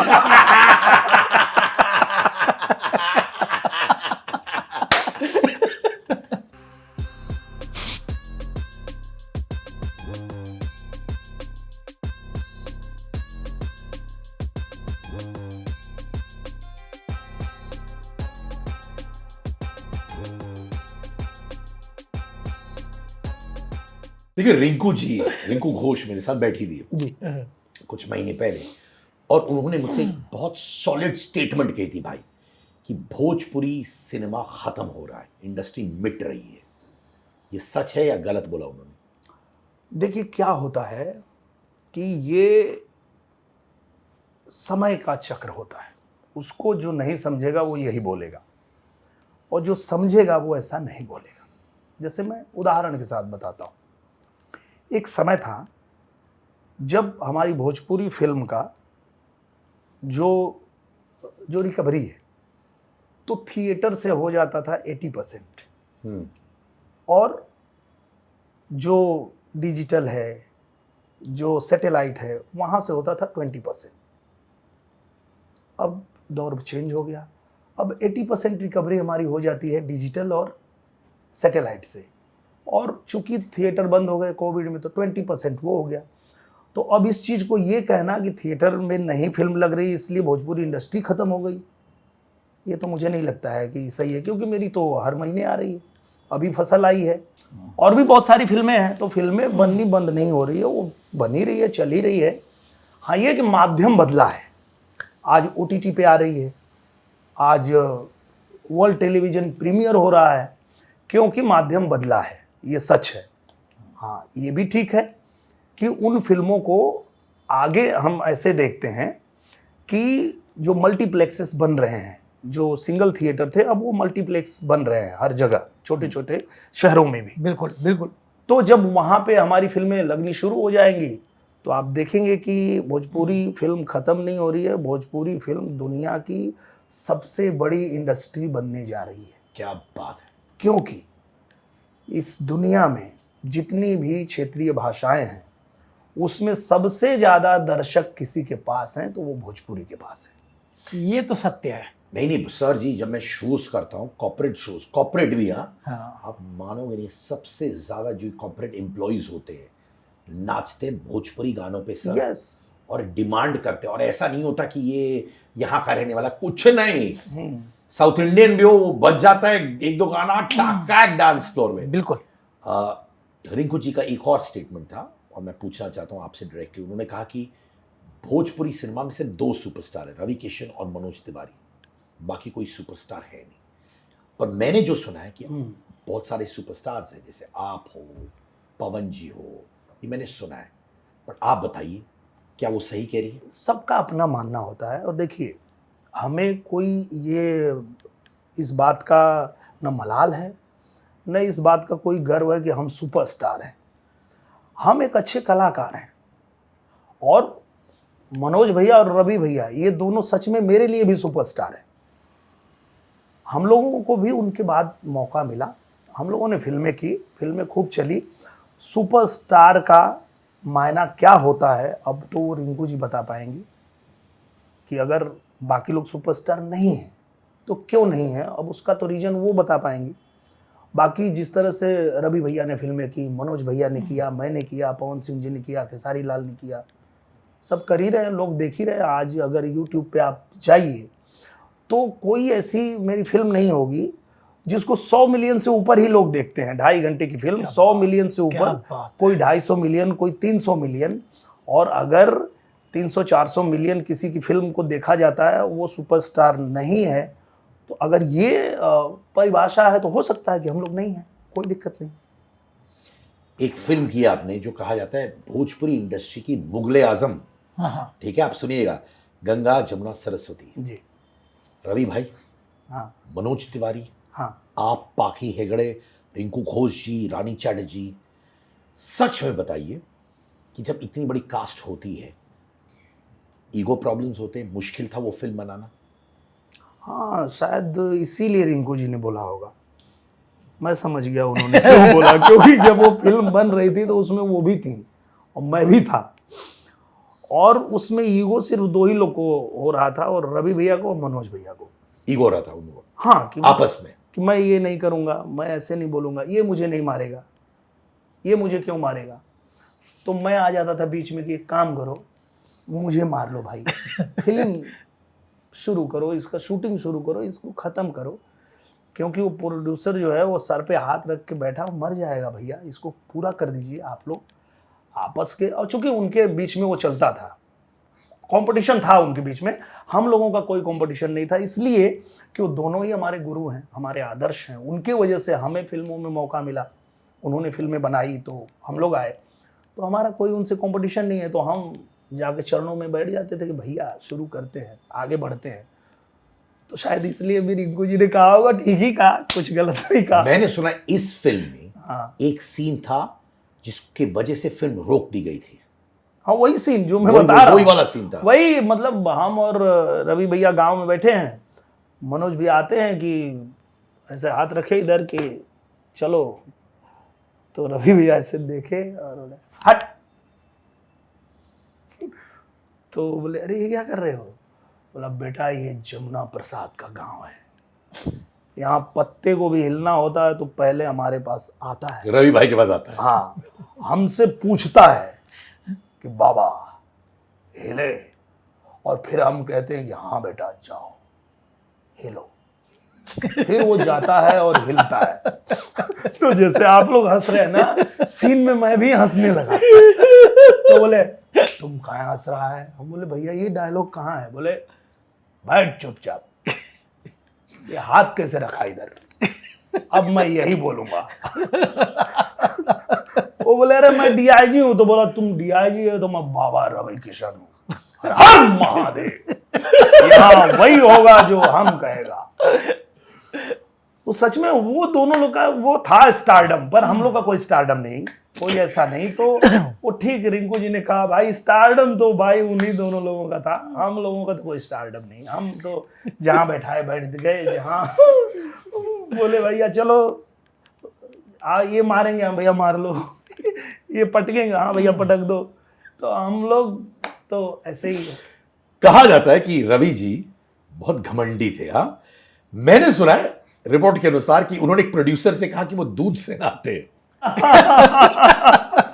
वो तो रवि भैया ही बताएंगे। और देखिए क्या कभी है। आपने भी दूध मांगा क्या नहाने के लिए? नहीं पीने के लिए मांगा है। अरे नहीं ऐसा नहीं, वो भी ऐसा स्टेटमेंट यार भाई, वो तो वाकई में बोला उन्होंने, आपने सुना ही? पता नहीं मुझे, ये बात पता नहीं है, पर मैं ये कह सकता हूँ कि रवि भैया ना बहुत कमाल के एक्टर हैं, और वो थोड़ा ना कभी कभी जो सिचुएशन है उसके हिसाब से भी लोगों को हैंडल करते हैं। तो अगर उनको पता चल गया कि कोई ऐसा प्रोड्यूसर है जो फिल्म के मेकिंग पे ध्यान नहीं दे रहा है, तो फिर वो इस तरह का कुछ उसको बोल सकते हैं कि अगर मेकिंग पे इसका ध्यान है, बोले बेटा तुम एक काम करो, लाओ हम अब दूध से नहाएंगे, बोल सकते हैं। पर अगर कोई अच्छा मेकर है, अच्छी फिल्म बना रहा है, तो फिर वो नहीं बोलेंगे। फिर उनको पता है कि ये फिल्म पे खर्चा होना चाहिए, और हम लोगों पे खर्चा नहीं भी होगा तो चलेगा, क्योंकि अच्छी फिल्म बन रही है और प्रोड्यूसर का भी ध्यान फिल्म मेकिंग पे है, तो ऐसा नहीं बोलेंगे वो। चलिए मैं आपसे एक सवाल पूछता हूँ जी, मनोज तिवारी भाई, रवि किशन भाई, कौन बेटर एक्टर है आपके अनुसार? हमको क्यों फंसा रहे हैं? हमने क्या बिगाड़ा आपका भैया? अरे आप बोलो तो सही, कोई तो होगा, जैसे दोनों अमिताभ मेरे बच्चन साहब है। दोनों मेरे गुरु हैं। आप नहीं, एक गुरु में बेटर एक्टर तो कोई होगा ना आपके हिसाब से, एज अ व्यूअर। जैसे अगर स्टेज पे आप जाएं, हाँ, तो मनोज भैया से बेटर कोई स्टेज को हैंडल करने वाला एक्टर नहीं है। और अगर आप सिनेमा में देखें तो रवि भैया से बेहतर कोई भोजपुरी में नहीं है। ये दोनों अपने अपने फील्ड के मास्टर हैं। अगर हम लोगों को कुछ सीखना होता है कि स्टेज पे कैसे बात करना है, कैसे सबको इंगेज करना है, कैसे हमको स्टेज संभालना है, तो वो हमको सीखना पड़ेगा मनोज तिवारी जी से। और अगर फिल्म में कैसे एक्टिंग करनी है, किस तरह से आपको ऊर्जा रखना है, तो वो रवि किशन जी से। आपने पवन जी के साथ काम किया है, केसरी लाल के साथ भी काम किया है। मैंने सुना कि दोनों आपस में बहुत झगड़ते हैं, वो भी पवन जी, केसरी लाल। वो लोग भी उनसे ही सीखे हैं, वही दोनों मैंने नोट्स लिए हैं। हाँ, क्योंकि क्या होता है कि जब दो लोग आपस में झगड़ा करते हैं ना, तो चर्चा उनकी होती है। और इनको समझ आ गया ये। उनको समझ आ गया कि भैया अगर हम भिड़ेंगे नहीं तो चर्चा नहीं होगी। तो उस तरह से वो लोग पर ये बनावटी है झगड़ा। बिल्कुल बनावटी है। दोनों साथ में ही मतलब बैठते हैं, प्यार है। हम सब जब मिलते हैं, मैंने तो कभी नहीं देखा कि किसी से किसी का कोई अनबन हो। रवि भैया हैं, मनोज भैया हैं, पवन जी हैं, खेसारी जी हैं, रिंकू जी हैं, चाहे पाखी जी हैं, ये सब लोग जब एक साथ मिलते हैं तो कभी तो मैंने देखा नहीं एक दूसरे से लड़ते हुए। ऐसे सब लोग एक दूसरे के खिलाफ कुछ कुछ बयान देते रहते हैं। और मीडिया में भी लोगों को मजा आता है कि अच्छा वो करा, बहुत मजा आता है इस समय। वो उसको क्या बोला, अच्छा तो अब ये क्या बोला, तो ये क्या गाया, तो इसके जवाब में ये क्या गाया। और ये लोग छोड़ देते हैं और ऐसे। ये गलत भी नहीं है, उसका कारण मैं बताता हूँ। हाँ। कहा जाता है कि जेह दिन नारद कुछऊ न पावे, रोटी फेंक दुई कुकुर बजावे। क्या बात है। वो जब दो लोग लड़ते हैं तो देखने वाले को आनंद आता है, नहीं तो ये बिग बॉस और इस तरह के शोज होते ही नहीं। अब बिग बॉस तो होता ही है, इसने इसको बोला, इसने उसको अरे बोला। मैं वहां गया था ना, पहले हफ्ते में ही निकल गया, क्योंकि मुझे किसी से कोई प्रॉब्लम ही नहीं था, मुझे किसी से लड़ना ही नहीं था। उसने दाल नहीं बनाया, मत बनाओ भैया, कोई बात नहीं, हमसे क्या लेना देना है। उसने बर्तन नहीं धोया, मत धो भैया, हम अपना खुद धो लेंगे, हम अपना धो लिए। आपके सीजन में कौन कौन थे? हमारे सीजन में बहुत कमाल कमाल के लोग थे। जैसे? इमाम थे। हाँ। अरे बाबा, हाँ। इमाम मतलब ऐसे थे, पूछते थे निरहुआ चाय पिएगा, तो हम तो ब्लैंक हो जाते थे कि इसके पीछे ये आदमी क्या सोच रहा है। तो हम बोलते थे कि अरे पी लेना, मैं बना ही रहा हूं, तो थोड़ा तू भी पी ले। तो मैं सोचता था कि ठीक है बना लीजिए। अब उधर से वो चाय लेके ना पीते हुए मेरे सामने से जाने, बोले सर चाय। बोले हट तो चाय, मैं तेरे लिए चाय बनाऊंगा, चलो बोलो लंदन, हट। बोल क्यों नहीं जाऊंगा, क्या आदमी है, मैं तो मांगा भी नहीं था इनसे चाय, खुद ही पूछा चाय पिएगा। मैं तो भैया मैं पहले हफ्ते में बाहर हो गया। तो आपके पंगे किसके साथ है? किसी के साथ नहीं है। आपने क्यों नहीं किया ये सब? मैंने इसलिए नहीं सच्चे किया। दिल से आपने किया है एकदम क्या? सच्चे दिल से। मैं आपने आज किया तक कि नहीं? नहीं किया आपने? आज तक नहीं किया। उसका कारण ये है कि मैं इसलिए नहीं करता हूं कि मुझे लगता है कि इस तरह की ना पब्लिसिटी चाहिए और ना ही इस तरह का मुझे कोई फेम चाहिए कि मैंने किसी को कुछ किया या बोला या किसी से मेरी वो चल रही है। मुझे ये रहता है कि मैं जो पिछली फिल्म बनाया था उससे बढ़िया कैसे बनाऊं। Well set. मैंने जो निरहुआ रिक्शा वाला बनाया, उसके बाद अब मैं क्या करूं कि उससे बेहतर कर पाऊं, मैं उसी पे मेरा ध्यान रहता है। मैं किसी को अपना कॉम्पिटिटर यहाँ न मानता हूं, न किसी से लड़ता हूं।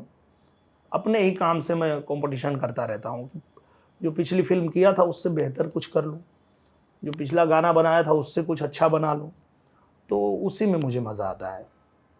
ये मैंने अमरपाली जी से भी पूछा था हाँ, कि आप दोनों के बीच में मोहब्बत हो रहा था क्या रियल लाइफ में?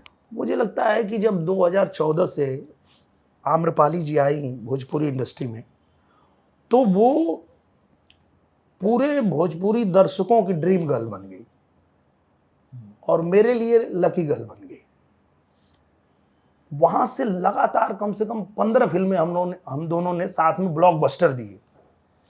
तो अब जहां भी हम फिल्म कर रहे हैं साथ में कर रहे हैं, जहां भी हम जा रहे हैं साथ में जा रहे हैं, जहां शूटिंग हो रही है वहां कोई धार्मिक स्थल है तो हम वहां भी जा रहे हैं। तो ये पूरा मीडिया में चलने लगा कि हाँ इन दोनों का चक्कर है चक्कर। पर मेरा तो पहले से शादी मेरी हो चुकी है, मेरे बच्चे हैं। कितने और बच्चे आपके? 2 बच्चे हैं मेरे, कितने साल के? 20 साल के हैं। How nice, God bless. तो तो आपकी वाइफ, आपकी मिसेस सब लोग यहाँ पे हैं, सब लोग यहीं नहीं, पर साथ में उनको हैं। ये तकलीफ नहीं होती थी ये सब सुन के? उनको होती थी? हाँ, शुरुआत में तो, क्योंकि वो आज नया तो नहीं सुन रही हैं, अब नहीं होती है, क्योंकि ये शुरू हुआ 2003 से। हम जिसके साथ एल्बम गाए तो लोग बोले ये उसकी वाइफ है, तो चलने लगा। फिर कोई फिल्म किए तो अरे ये दोनों का चक्कर है, तो ये चलता रहा। फिर अब ये बातें आम हो गई, अब उनको भी समझ में आ गया कि नहीं नहीं वो ऐसे ही चलता रहता। तो आपने छुप छुप के अमरपाली जी से शादी वादी नहीं की है? नहीं नहीं नहीं, अरे भैया उनकी शादी होनी बाकी है, उनको अच्छा वर मिले, अच्छा लड़का मिले, और मतलब इतनी खूबसूरत हैं, इतनी टैलेंटेड हैं, उनको क्या ज़रूरत है मतलब कि कोई शादीशुदा आदमी से वो क्यों शादी करेगी। सही बात। नहीं, और मैं उनसे मिला भी था, मुझे बहुत अच्छी लगी वो, आई अंडरस्टैंड, बट पूछना मेरा फर्ज हाँ होता है। नहीं ठीक है, तो ठीक है। आई एम ग्लैड कि आपने मुझे बोला। अक्षरा और पवन जी, उनके बीच में अनबन हुई है, पूरी इंडस्ट्री जानती है। इनफैक्ट अम्रपाली जी ने भी मुझसे बोला कि उन्होंने पवन जी को फ़ोन किया और बोला शादी के दिन कि आप क्यों शादी कर रहे हो, अक्षरा जी हैं आपके लिए, वो आपसे प्यार करती हैं, क्योंकि आप लोग एक परिवार जैसे हो। क्या आपको ठेस पहुंची खुद पर्सनली जब इन दोनों के बीच में ये सब हो रहा था? मुझे लगता है ये बहुत ही निजी मामला है, किसी भी व्यक्ति का उसका निजी फैसला है, और उसमें हमको तो बिल्कुल नहीं पढ़ना चाहिए कि वो अपने जीवन में क्या डिसीजन ले रहा है, वो क्या कर रहा है, क्योंकि सबका अपना जीवन है, और वो किस एंगल से क्या सोच रहे, क्या कर रहे हैं, उसमें हमको नहीं पढ़ना चाहिए। चूँकि लोगों को जानने की उत्सुकता होती है कि हम जिसको फॉलो करते हैं, जो हमारा हीरो है, इसका निजी जीवन क्या है, जानने की कोशिश करते हैं, पर मुझे नहीं लगता है कि किसी के निजी जीवन में जाना चाहिए, तो मैं उसके बारे में क्या बोल सकता हूँ। पर क्या पवन जी आपके करीब हैं कि जो आपको ऐसा भाई बोलते हैं अपनी तकलीफ़ों के बारे में? ये जो हुआ उन्होंने कभी बोला ऐसे ब्रदर कि यार मैं इमोशनली डाउन हूँ, निरवा भाई आप मेरे बड़े भाई जैसे हो, मुझे गाइड करो, हेल्प करो, मेरी बात सुनो? मैं गाइड करके करूँगा क्या, वो सुनेंगे तब तो। जैसे क्या होता है कि आप किसी को कुछ अच्छा सलाह दो और सामने वाले को लगे कि पता नहीं है क्या सोच के बोल रहा है, इसमें इसका क्या लाभ है। क्योंकि जब आप एक ही इंडस्ट्री में काम करते हैं और एक ही ओहदे में हैं, एक ही जगह पे है कि आप भी सुपरस्टार है, सामने वाला भी सुपरस्टार है, उसकी भी फिल्में हिट हो रही है, आपकी भी हो रही है, तो आप अगर उसको कुछ सही भी सलाह दोगे तो वो पता नहीं उसको कैसे लेगा कि ये क्यों बोल रहे हैं। तो इसलिए मुझे लगता है कि आप सलाह दोगे भी तो कोई सामने वाला लेगा नहीं, तो खुद ही के दिमाग से चलते हैं लोग। पर वो आपसे सलाह मांगते? बिल्कुल नहीं, वो क्यों मांगेंगे। अगर हमसे सलाह मांगते और हमारी सलाह मानते तो वो अभी हमारे पार्टी में होते, हमारे साथ होते। हमने कहा था उनको कि एकदम छोड़ना नहीं, कहीं जाना नहीं, क्योंकि मैंने तुम्हारे लिए बात किया है। जब मुझसे पूछा गया कि आप किसको चाहते हो आपके बाद, तो मैंने पवन सिंह का नाम लिया कि पवन सिंह चाहिए। फिर पवन सिंह को जब मुश्किलें आने लगी, क्योंकि आप जब कहीं जाते हो तो अचानक से कोई नया फील्ड जब पकड़ते हैं तो वहाँ जो लोग पहले से राज कर रहे हैं ना, वो आपको ट्रोल करने लगते हैं, आपको गाली देने लगते हैं, इनसिक्योरिटी की वजह से? हाँ, आज तक जो आपको प्यार करते हैं, भैया भैया करते हैं, वो अचानक आपके माँ बहन की गाली देने लगते हैं। तो उस चीज को झेलने की क्षमता होनी चाहिए। तो उस समय तो मैं बहुत समझा रहा था कि नहीं नहीं नहीं, विचलित नहीं होना, ये चलेगा, ये सब तुम्हारे पीछे पड़ेंगे क्योंकि तुम आए हो यहाँ, क्योंकि ये जो तुमसे पहले से हैं ये लोग इनसिक्योर होके और ये चीजें कर रहे हैं। पर वो नहीं समझे, वो छोड़ दिए। अक्षरा जी आई हैं आपके पास बात करने के लिए इस विषय में कि आप सॉल्व करो मेरे और पवन जी के बीच में जो प्रॉब्लम है? नहीं नहीं, उनके साथ में तो मैं पहले भी काम करता था, और किसी भी समय में मैंने ऐसा नहीं कि पवन जी मेरे दोस्त हैं और अगर इनके बीच कोई अनबन है तो मैं इनके साथ काम ना करूं, ऐसा मैंने कभी नहीं किया। मैं इनसे भी मेरा रिश्ता रहा और मैं उनके साथ भी फिल्में करता रहा लगातार। जान लेबू क्या का वो हम लोगों ने किया, अभी अभी एक फिल्म उनके साथ हमने किया, 7 फेरे। तो हम तो साथ में काम करते रहे, हमें ऐसा नहीं है कि आज हम और ये दोस्त हैं, आपसे इनसे कुछ हो गया तो फिर हम इनको छोड़ दें, हाँ, ऐसा क्योंकि मैंने सुना था जो कुछ लोगों ने बोला कि पवन जी ने शायद कहा था कि हमारे और अक्षरा के बीच में अनबन है तो आप अक्षरा के साथ काम मत करो। तो ये आपने भी सुना था ये बात? नहीं नहीं, मैं सुना नहीं था, पर मैं ये कह रहा हूं कि अगर किसी का भी किसी से अनबन है तो उससे मुझे कुछ लेना देना नहीं है। आप जिसके साथ काम करना चाहते हैं आप करोगे? हाँ, आप, क्योंकि आप मेरे दोस्त हो, ये भी मेरे दोस्त हैं, आपके बीच कुछ प्रॉब्लम है तो आप सॉल्व करो। मेरे लिए तो आप भी दोस्त हो, ये भी दोस्त हैं, तो मैं इस सब में नहीं पड़ता हूं, कभी नहीं पड़ा। डेलुलू सोलुलू, बच्चे की जान लोगे क्या? हाई ऑन चाय, चाय प्रेमी विचित्र प्राणी, बुलाती है मगर जाने का नहीं। Yes, Angar's latest collection of t-shirts, hoodies, jumpsuits are out. Trendy, cool, new designs with slogans that you and I say in our daily lives at affordable prices. Also, if you're an Angar customer, if you have the Angar merchandise with you, click pics with them and post it on your Instagram and tag me @Sid_Kannan and I would love to repost them. Angar pehno और Angar मचाओ।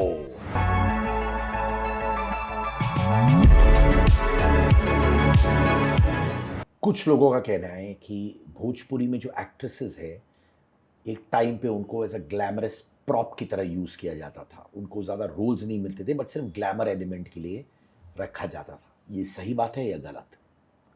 मुझे लगता है कि किसी भी चीज़ का एक दौर होता है, फिल्में बनती है। अब कैसी फिल्में में, आज वही चीज़ अगर हीरो लोग कहें तो क्या फिर करेंगी ये लोग, एक्ट्रेस लोग?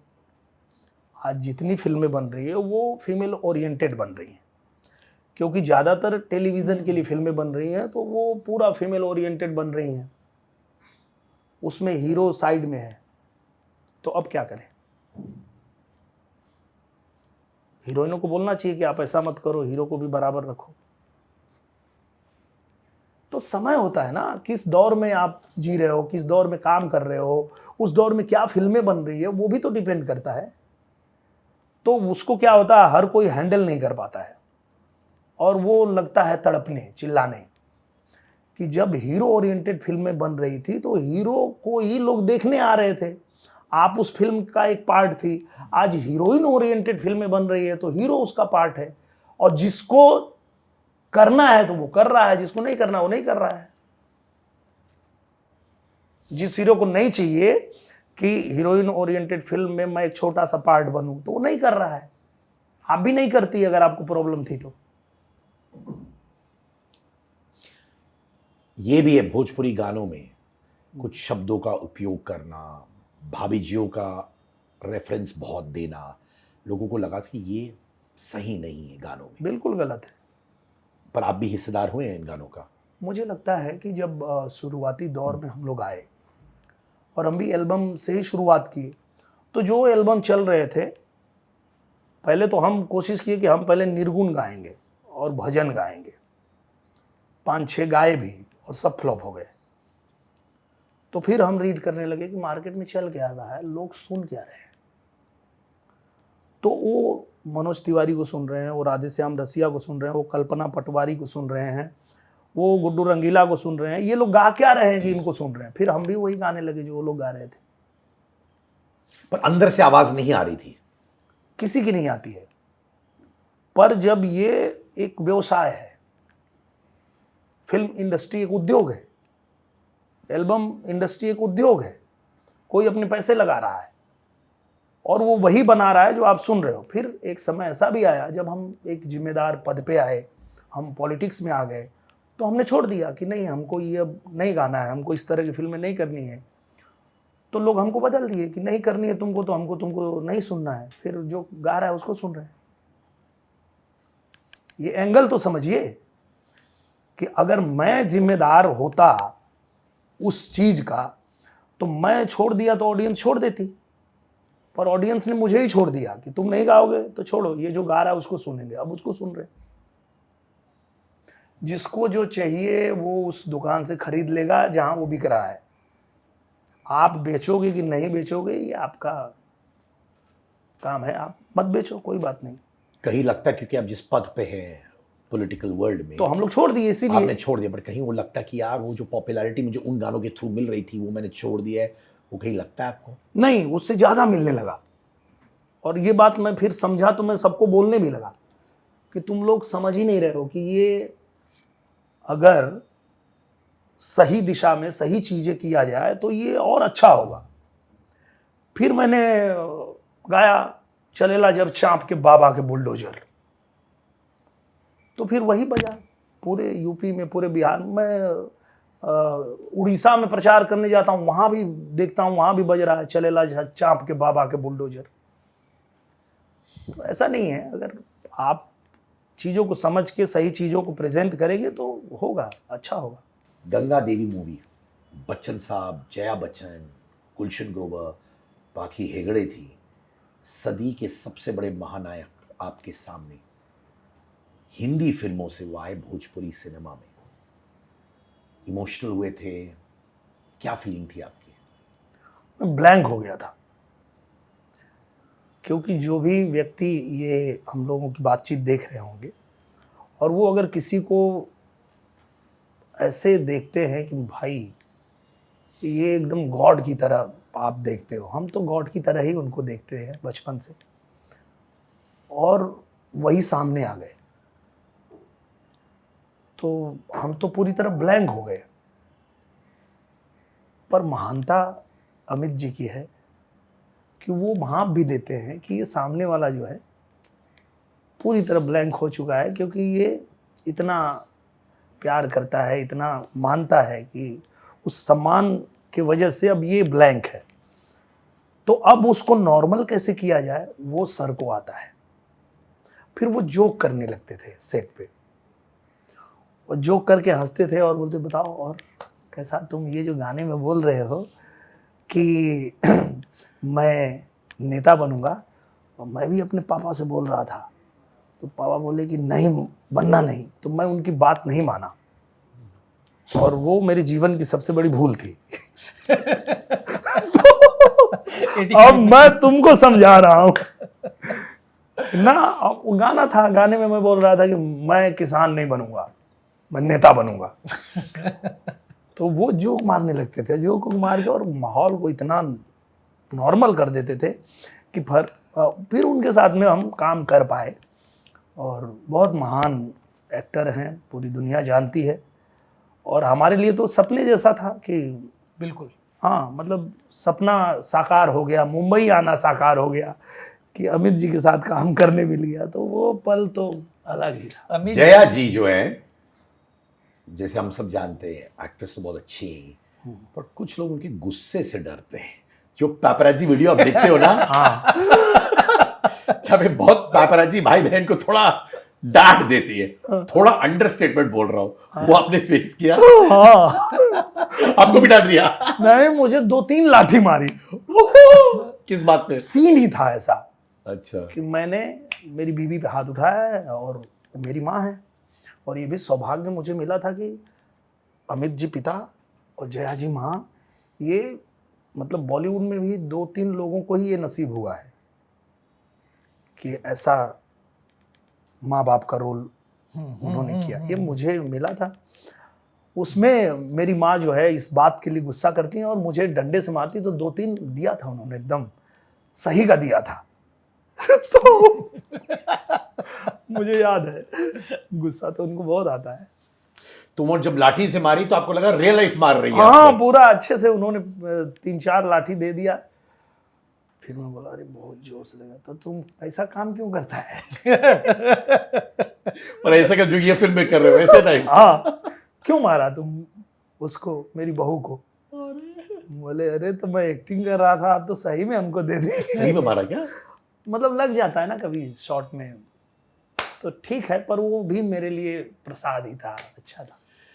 प्रियंका चोपड़ा जी हॉलीवुड में नाम कमाया, बॉलीवुड में नाम कमाया, 2 फिल्में उन्होंने प्रोड्यूस की। जी बम बम बोल रहा है काशी और काशी अमरनाथ, और वो फिल्म आपकी की थी, है ना? उन्होंने भोजपुरी सिनेमा में ऐसा क्या देखा कि उन्होंने कहा यार मुझे प्रोड्यूस करना है? ये उनकी अपनी भाषा के प्रति प्रेम, लगाव कहेंगे, क्योंकि उनकी जो माताजी हैं वो भी बिहार से, झारखंड से, जमशेदपुर की है। जमशेदपुर की हैं। तो उन्होंने जब फिल्में बनाना शुरू किया तो वो उनका वही प्रेम अपने भाषा के प्रति था जिसके लिए उन्होंने बनाया था, और ये उनकी महानता थी, इसके लिए हम उनको थैंक यू बोलते हैं। मिले आप उनसे अच्छी तरीके से? हाँ, बातचीतें हुई? बिल्कुल। वो प्रमोशन में आई थी, हम लोगों पटना में एक शो हुआ था जिसमें वो आई थी, और उन्होंने ही वो नाम मुझे दिया था काशी, क्योंकि जो उनकी फिल्म आई थी जिसमें उनका नाम काशी बाई है, बाजीराव मस्तानी, वहाँ से वो काशी का जो उनका लगाव है वहाँ से, और उन्होंने वो नाम उन्होंने ही दिया था, प्रियंका जी। आप प्रियंका चोपड़ा का दोस्त बोल सकते हो? नहीं, क्यों? मैं उनका फ़ैन हूँ। मतलब मैं जब पढ़ाई कर रहा था तब से मैं उनकी फिल्में देख के और प्रभावित रहता था। बाद में भी जो जो फिल्में उन्होंने किया वो सारी फिल्में देख के मैं इतना प्रभावित रहा, उनके रोल से इतना प्रभावित रहा कि इतनी अच्छी एक्ट्रेस हैं। तो मेरे लिए तो बस यही कि मैं उनका फ़ैन हूँ, उससे ज़्यादा नहीं। बॉर्डर पिक्चर, जी आम्रपाली, आपके भाई परवेश लाल यादव, संतोष मिश्रा जी, विक्रांत सिंह राजपूत, आदित्य ओझा, भोजपुरी सिनेमा के इतिहास की सबसे बड़ी फिल्म लोग कहते हैं। जी 19 करोड़ कमाई बॉक्स ऑफिस पे, रिकॉर्ड्स के हिसाब से, सही है कि उससे ज्यादा? वो उसकी कमाई उमाई का हिसाब तो वो रखते हैं प्रवेश, मैं सिर्फ एक्टिंग करता हूँ। और वो भी बड़ा कमाल का किस्सा है, मेरे भाई ने मुझे ये कह रखा है कि आपको सिर्फ ना अभिनय करना है, आप बाकी चीज़ों में पढ़ोगे तो मैं फिल्म बंद कर दूंगा। पैसा मैं गिनूंगा, आप एक्टिंग करो। हाँ, उसका कारण ये है कि मुझे कोई आगे बोल देता है अगर कि भैया वो मुझे ना ये चाहिए, तो मैं बोलता दो, तो बोलता अरे उनसे मेरी बात हुई है, कब कब उनको क्या क्या देना है वो मैं दूंगा, और तरीका वही होना चाहिए। अगर 2 लोगों का कुछ डील हुआ है कि आप फिल्म के पहले मैं इतना पैसा दूंगा, 1 हफ्ते बाद इतना दूंगा, अब वो सारा पैसा मांग रहा है, अगर अभी दे दूंगा कल से दिखेगा नहीं वो। और ऐसा हुआ भी था, एक फिल्म में हम पहले ही किसी को दे दिए एडवांस, तो दूसरी फिल्म में जब हम पूछ रहे हैं कि भाई तुम तो ले लिए थे आ जाओ, तो वो बोले मेरे पास टाइम नहीं है। तो उन्होंने कहा कि अब आप ये तय कर लो कि इसमें आपको पढ़ना नहीं है। तो मैं उसमें बिल्कुल नहीं पढ़ता हूँ कि क्या चल रहा है, क्या आ रहा है, क्या जा रहा है, क्या लग रहा है, वो उनका क्षेत्र है। मैं सिर्फ अभिनय करता हूँ, अपनी फीस लेता हूँ और मैं साइड हो जाता तो हूँ। इसमें ऐसा नहीं है कि फिल्म की प्रॉफिट में कुछ आपको दे दिया, वैसा नहीं है? नहीं नहीं नहीं, कुछ नहीं, वो कंपनी का हिसाब किताब है, वो कंपनी जाने, और वो उसमें मैं नहीं पढ़ता। CCL सेलिब्रिटी क्रिकेट लीग, जी रवि किशन, केसरी लाल, परवेश, अयाज, दिनेश लाल, आप, मनोज तिवारी, पवन सिंह जी, आप लोग डिसाइड कैसे करते हैं कि मनोज तिवारी जी कैप्टन बनेंगे? हाँ, क्या होता है लॉकर रूम में, ऑफिस में, घर में, कैसे? अरे बहुत सही में बहुत मुश्किल काम है ये तय कर पाना, क्योंकि जहाँ पे भैया हैं, मनोज भैया हैं, रवि भैया दोनों हैं, तो ये तय कर पाना तो बहुत कठिन है। जो रिंकू जी ने कहा था कि 2 सुपरस्टार है, तो भाई हम लोग भी यही मानते हैं कि हमारे 2 सुपरस्टार हैं। हम लोग उनके आगे कुछ न है न बनने की कोशिश करते हैं। हम उन पे ही डालते हैं कि जी भैया आप देख लो, तय करो, आप लोग जो बोलोगे। फिर वो दोनों का शुरू होता है, मैं कैप्टन रहूँगा, मैं ओपनिंग करूँगा, मैं बॉलिंग करूँगा, मैं फील्डिंग भी करूंगा और सब चीज एक साथ करूंगा मैं। सब करूँगा। तो जब मनोज तिवारी कैप्टन बने ना, तो वो बोलते हैं हमको कि तुम ना एक काम करो, रवि जी जहाँ बैठे हैं ना वहीं बैठो। बोले क्यों? बोले मैं जा रहा हूँ बैटिंग करने, अगर मैं आउट हुआ ना तो वो बिना बताए उतर जाएगा, उसके बाद मुझे इसको भेजना है। तो इस तरह से चलता रहता। अच्छा, रवि भैया का कैसा रहता है? वो ठीक है और ठीक भी बोलते हैं।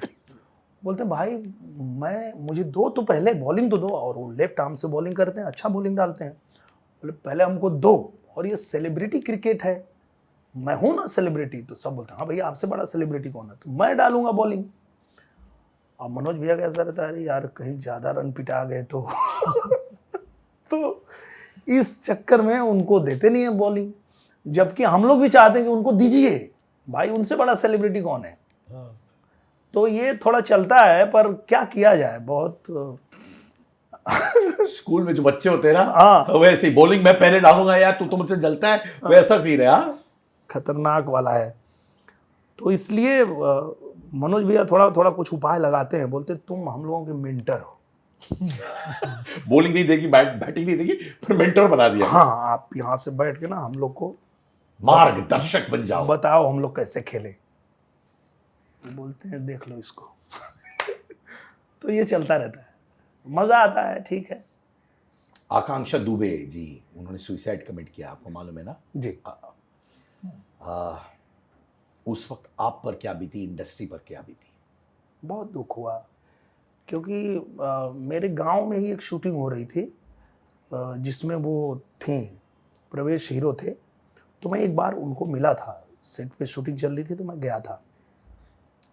बहुत टैलेंटेड थी और बहुत, पर अब उनके जीवन में क्या चल रहा था, क्या हो रहा था, अब उस चीज़ को तो मैं नहीं जानता, पर वो बहुत दुखद था। मुझे लगता है ये 1-2 घटना हुई जो बहुत ही दुखद थी, ऐसा नहीं होना चाहिए। पर आप किसी के जीवन में डिसाइड भी नहीं कर सकते कि उसका जो मानसिक स्थिति है वो कैसा चल रहा है, वो चीज़ों को कैसे ले रहा है, वो कैसे हैंडल कर पा रहा है, क्योंकि स्ट्रगल तो सबके जीवन में है। मैं इतना बड़ा, मैं कह रहा हूँ कि लाइन से सिल्वर जुबली फिल्में आती, पर मेरे जीवन में भी कभी ऐसा आता है कि मेरी बिजली कट गई है और मैं घर गया हूँ, बच्चे बोल रहे हैं अरे वो बिजली काट दिया, बिल नहीं भरे आप। होता है। हाँ, सच जो है। तो अब इसको मैं कैसे हैंडल करूंगा, ये तो मेरे ऊपर है ना, कि भाई मैं हूं बड़का सुपरस्टार, लेकिन अभी नहीं है पैसा, भाई कट गई बिजली, अब क्या करें।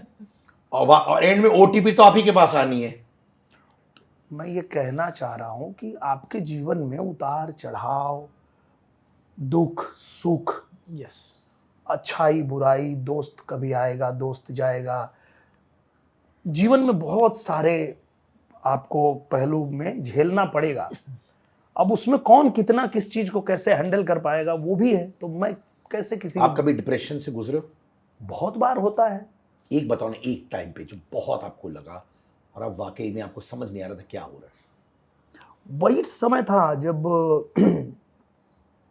फिल्में कुछ चल नहीं रही थी लगातार, सिर्फ मेरी ही नहीं पूरी इंडस्ट्री में किसी की फिल्में चल रही थी लगातार, सब फ्लॉप पे फ्लॉप फ्लॉप फ्लॉप फ्लॉप। और जैसे आज लोग कह रहे हैं उस समय भी वही कह रहे थे, खत्म खत्म भोजपुरी इंडस्ट्री खत्म, सब खत्म सब खत्म, ये बोला जा रहा था। मैं बोल रहा था नहीं यार ऐसे कैसे खत्म, कुछ तो करना पड़ेगा, क्योंकि ये तो हम जानते हैं कि भोजपुरी से ज़्यादा दर्शक है ही नहीं किसी के पास। उस दर्शक को सही चीज़ हम दे नहीं पा रहे हैं, हमको उस पर मंथन करना पड़ेगा। तो उस दौरान हम लोग बहुत मतलब एकदम परेशान हो करके और मूवी बना रहे थे, वही निरहुआ हिंदुस्तानी। पहले दिन ही हम लोग सेट पे गए और पहला गाना शूट हो रहा था, छत के ऊपर मैं खड़ा था और सामने मेरे कैमरामैन उस पे बस के ऊपर लेके खड़े थे और बिजली का तार उनके यहाँ पे लगा और वो मेरे सामने वहीं गिर के मर गए। मूवी बंद हो गई। पूरी यूनिट हम लोग यूपी से लेके आ गए मुंबई। खत्म, सब बोले खत्म, हम बोले हाँ खत्म ही है, अब क्या मतलब। जो एक तो फिल्में बन नहीं रही थी, किसी तरह से किसी ने फाइनेंस किया था और जो पैसे हम लेके शुरू कर रहे थे वो भी खत्म हो गया, आप क्या करें। फिर हम लोगों ने डिसाइड किया कि कोई बात नहीं, मुंबई आए थे तो कुछ लेके आए नहीं थे, यहाँ जो कुछ भी बनाया है यहीं से कमाया है, सब बेचो और बनाएंगे इसको, इस फिल्म को तो पूरा करके दम लेंगे। तो अपने पे पर्सनल एसेट्स बेच फिर बेचना शुरू किया। क्या क्या बेचा आपने? वही जो हमने इन्वेस्टमेंट जो भी किया हुआ था, कहीं कोई एक फ्लैट खरीद के रखा था, कहीं कोई एक दुकान खरीद के, जो भी रखा था, बोले बेचो इसको, ये सब बनाओ। फिर प्रवेश ने वो सब बेच बाच के और उसको कैसे भी करके पूरा किया और फिल्म आई। और वो आने के बाद में फिर जो फिल्मों का दौर शुरू हुआ और फिर लगातार निरहुआ हिंदुस्तानी, उसके बाद राजा बाबू, पटना से पाकिस्तान, जिगरवाला, लाइन से ब्लॉकबस्टर फिर शुरू हो गई। तो फिर वही जो लोग कह रहे थे कि भोजपुरी खत्म हो गई, वही आकर के फिर लाइन में लग गए। और जो जो चीजें आपने बेची वापस हासिल कर ली? हाँ, सब हासिल कर क्या लिए, बात है। सब वही ने उसका डबल हासिल कर लिए फिर। मैंने सुना कि भोजपुरी इंडस्ट्री में सुपरस्टार्स जानबूझ के एक दूसरे की फिल्म को गिराने की कोशिश करते होंगे, मैं नहीं करता, मैं आपके तारीफ साथ हुआ करता हूँ। मेरी साथ कोई करना भी चाहे तो मुझे मेरे प्रोजेक्ट पे भरोसा है, आप कर लो जिसको जो करना है। पर हुआ है आपके साथ ये? नहीं, अगर होता भी है तो मैं उस पर ध्यान ही नहीं देता। जैसा सुनने में आया कि आपके साथ हुआ है। नहीं होता तो है कि जैसे आप कोई फिल्म बना रहे हैं, जैसे मैं बॉर्डर आपने कहा, जब मैं बॉर्डर बनाने को शुरू किया और जब मैंने वो टाइटल से अनाउंसमेंट किया तो सेम पे 4-5 फिल्में बनने लगी, आने लगी। तो हम लोग को बोले कि अरे ये तो, मैं बोला करने दो, जो मैं करूँगा मुझे पता है कि मैं क्या बनाऊँगा, वो अपने हिसाब से बनाएंगे, अगर उन्होंने बहुत अच्छा बनाया तो ठीक है। तो इस तरह का अगर कंपटीशन होता है तो मैं उसको उस दिशा में नहीं लेके जाता हूँ। मैं मानता हूँ कि बहुत अच्छा है, 10 लोग और बनाओ, सेम सब्जेक्ट बनाओ, लेकिन मुझ पे भरोसा है कि मैं बेस्ट बनाऊँगा। तो जब मैं बेस्ट बनाऊँगा तो उसकी तारीफ होगी, वो चलेगी, वो कमाएगी। खुद पे भरोसा होना चाहिए ना, मेन चीज़ तो वो है। एक परसेप्शन होता है एक्टर का, मेन हीरो का, उसको इस तरीके से दिखना चाहिए, उसको इस तरीके से बनना चाहिए। जैसे बहुत साल पहले जब मैं रेडियो करता था, मिड 90s की बात कर रहा हूँ, एक दो बार मैंने MTV चैनल वीक के लिए ऑडिशन किया था। लोग ताली बजाते थे मेरे लिए जब मैं ऑडिशन करता था, पर बोलते थे आप स्क्रिप्ट लिखो, बट मेरे एंकर के लिए लिखा। मैंने कहा मुझे क्यों नहीं ले रहे हो? बोल रहे थे कि गोरा चिट्टा लड़का चाहिए मुझे, पंजाबी लुकिंग। तो मुझे लगता था यार ताली बजा रहे हैं, बोल रहे हैं, क्या बोला है। अब तो वक्त बदल गया, आप और हम जैसे लोग जो कॉमन इंसान की तरह दिखते हैं, बिल्कुल जी, जो मुझे लगता है ये हमारी ताकत है, पर उस वक्त लोगों को नहीं समझ आता, नहीं समझ आता, क्योंकि आप कन्वेंशनल लुकिंग नहीं हो, हाँ टिपिकल हीरो की तरह नहीं दिखते जी। हो। वो आपके खिलाफ चला था थोड़ा टाइम के लिए? हाँ, चलता ही था। जैसे मैं मुंबई आया तो एक फिल्म करके आया था मैं। एक फिल्म तो मैं गांव में था, वहीं प्रोड्यूसर गए थे और उन्होंने साइन किया था, और उस फिल्म में मुझे इसलिए रखा था कि मैं एक पॉपुलर सिंगर था, तो वो मौका तो मिल गया। अब उसके बाद जब मैं मुंबई आया उसकी डबिंग करने, तो मुझे बहुत सारी फिल्में ऑफर होती थी, पर वो क्या बोलते थे कि इसमें ये हीरो है और आप इसमें एक ये वाला रोल कर रहे हैं, कॉमेडियन का कर रहे हैं, ऐसा कर रहे हैं, वैसा कर रहे हैं। ये मैं सोचा मैं ये करने आया हूँ भाई। मैं जहाँ खड़ा होता हूँ जिस स्टेज पे, वहाँ लाखों की भीड़ लग जाती है। ये मैं करने नहीं आया हूँ भाई, रहने दो मुझे, मैं करूँगा तो हीरो ही करूँगा। उस समय की मैं बात कर रहा हूँ जब वो मेरे अंदर भी था। तो मैं वेट किया, 2 साल वेट किया। एक फिल्म आई, चली भी अच्छी, उसके बाद भी मैं तब तक वेट किया जब तक मुझे अच्छी स्क्रिप्ट नहीं मिली, मेरे मन का रोल नहीं मिला, तब तक मैं वेट किया। मैं बोला कोई बात नहीं, मैं वेट कर लूँगा। फिर मुझे मिली निरहुआ रिक्शा वाला, और फिर मैंने वो किया और वही जो आपने कहा कि हम कॉमन दिखते हैं, यही हमारी ताकत है। लोगों को लगा ही कि ये रिक्शा वाला ही है, और आज भी लोगों को लगता है कि एक रिक्शा वाला था जो हीरो बन गया। तो हमारी ताकत वही थी। जो कुछ लोग समझ रहे हैं कि हमारी कमजोरी हमारी ताकत बन गई। वो ताकत है हमारी कि हम कॉमन दिखते हैं। उस दौर में बहुत सारे ऐसे हीरो आए जो बहुत हैंडसम, बहुत मतलब एकदम अंग्रेज की तरह गोरे और आए, पर नहीं, खेत में लग ही नहीं रहा कि किसान का बेटा है। हम गमछा बांधे, तो लुंगी लगाए, बिल्कुल सत्य है। हम तो लुंगी लपेटे और गंजी पहन लिए, कोई खर्चा ही नहीं है भैया। सुपर हिट फिल्म, पोस्टर पे गंजी और लुंगी में दिख रहा नहीं रहुआ। हाँ, ये लगा था किसानी कैले बा, खेती कैले बा। तो जो आपको लग रहा है कि हमारी कमजोरी, वही हमारी ताकत है कि हम गरीब का रोल करते हैं तो हम गरीब दिखते भी हैं। हमको उसके लिए कुछ एक्टिंग नहीं करनी है, हम गरीब पैदा ही हुए हैं, और वो हमारी ताकत वही हमारी ताकत है। क्योंकि वहीं से इमोशंस आते हैं। बिल्कुल वहीं से इमोशन आता है। और हमको अगर कोई बोल रहा है कि ये फावड़ा ले लीजिए, ये खोदना है, तो हम एक्टिंग नहीं कर रहे खोदने का, हम खोद के आए हैं। हाँ, हमको रोल मिल रहा है कि ये चलो, ये तुमको यहाँ पे खेती करना है, ये खाद छींटना है, धान छींटना है। अरे हम वही करके आए हैं, तो जो हमने किया है वही हम कर रहे हैं। ये हमारी ताकत है भाई, कमजोरी नहीं है। क्या बात है। मुझे याद है जब मैं उस समय ऑडिशन कर रहा था, तो जो एंकर्स होते ऐसे बात करते थे। हाँ, कि आप जानते हैं ये करेंगे, वैसे करेंगे। और मुझे बोला कि तुम बहुत हाथ हिलाते हो, तुम ऐसे बात करते हो, तुम ऐसे बात करते हो, ऐसे नहीं, ऐसे होना चाहिए। बट रियल लाइफ में हम ऐसे थोड़ी बात करते हैं। हाँ, ऐसे कहाँ कौन करता है? कौन ऐसे बात करते हैं कि आप जानते हैं ये सब? अब ऐसी तो बात कर भाई, ऐसा तो यार ऐसे नॉर्मल। और आज YouTube ने हम लोगों को बना दिया है ना? टॉप 3 में आ गए आप भाई।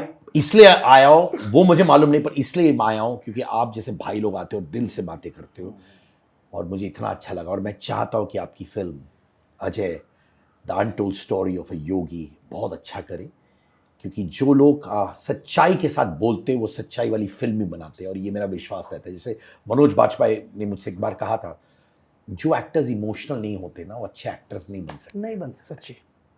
जो एक्टर्स जिनके पास खुद के एक्सपीरियंसेस नहीं होते ना, वो दिखा नहीं सकते। नहीं, बिल्कुल वैसे जैसे आप बोलते हो, आप दोनों बोलते हो दिल से, मुझे यकीन है वही दिखेगा फिल्म में भी। एक छोटा गिफ्ट दे रहा हूं आप दोनों को। रुकिए रुकिए रुकिए, ये रहा मेरे साइड से मेरी वाइफ जो है नेहा। जी वाह। मेरी वाइफ नेहा ने कवाई कॉस्मेटिक्स इंट्रोड्यूस किए। कवाई माने क्यूट इन जापानीज, जैसे आप दोनों हो। हाँ, ये वाटर बेस्ड है, no alcohol, vitamin E, which means बहुत सेफ है। बच्चे यूज करते हैं, पर आप बुजुर्ग भी यूज करते हैं, वाह। क्योंकि इसका जो फ्रेग्रेंस है बहुत लास्ट करता है, बहुत सेफ है। तो मैं आपको दे रहा timber gold flavour. Thank you, और मैं thank आपको you, दे रहा thank orange you. Blossom. Neha को Thank दुआएं you, दीजिए, बहुत thank मेहनत you. की और उसने। नेहा जी, दिल से आपको धन्यवाद, बहुत बहुत धन्यवाद। नेहा जी, दिल से हमारी तमन्ना है कि आप अपने मिशन में कामयाब हों। और जो नेहा जी ने ये प्रोडक्ट बनाया है, हम तो यही कहेंगे कि ये सेफ है और सब लोग आप इस्तेमाल कर सकते हैं। इस्तेमाल करिए और अपना प्यार दीजिए। कवाई कॉस्मेटिक। Yes, how sweet. देखिए भाई लोग कैसे सपोर्ट करते हैं। Thank you so much Dinesh भाई। बहुत धन्यवाद। लगा सगे भाई से बात कर रहा हूं। थैंक यू सो मच भाई। Thank Really you, यार, thank thank you। आप you, ऐसी सिद्धार्थ कहानियां जी। लेके आ रहे। मैं चाहता हूं आपकी फिल्म देख के अगर 10% पब्लिक को भी दिल में लगे तो बदल जाएंगे एज इंसान for the better. Siddharth ji, pictures के देखने के बाद जरूर लिखिएगा इसमें कट मिलना चाहिए था या नहीं। और मैं तो एक बात ये भी कहता हूँ सर, चूँकि ये फिल्म हम लोगों ने किया है और इसमें एक किरदार मुझे निभाने का मौका मिला, तो सच में फिल्म ऐसी ही होनी चाहिए कि जब कोई परिवार फिल्म देखे तो सच में उससे कुछ सीख के बाहर निकले। जी हाँ। और इस फिल्म को देख के लोगों को सच में सीख मिलेगी कि आप किसी भी फील्ड में जाना चाहते हैं तो वो फील्ड में आपको कितना त्याग, कितनी तपस्या, कितनी मेहनत, कितना संघर्ष करने की आवश्यकता पड़ेगी, तो ही आप कुछ अचीव कर पाएंगे। ये बताती है ये फिल्म। दिनेश लाल यादव उर्फ निरुआ जी, मेरे भाई, and Ajay Mengi ji, thank you so much. आप Thank आए, you. Thank you. सच्चे लोग हैं। सपोर्ट। बाय।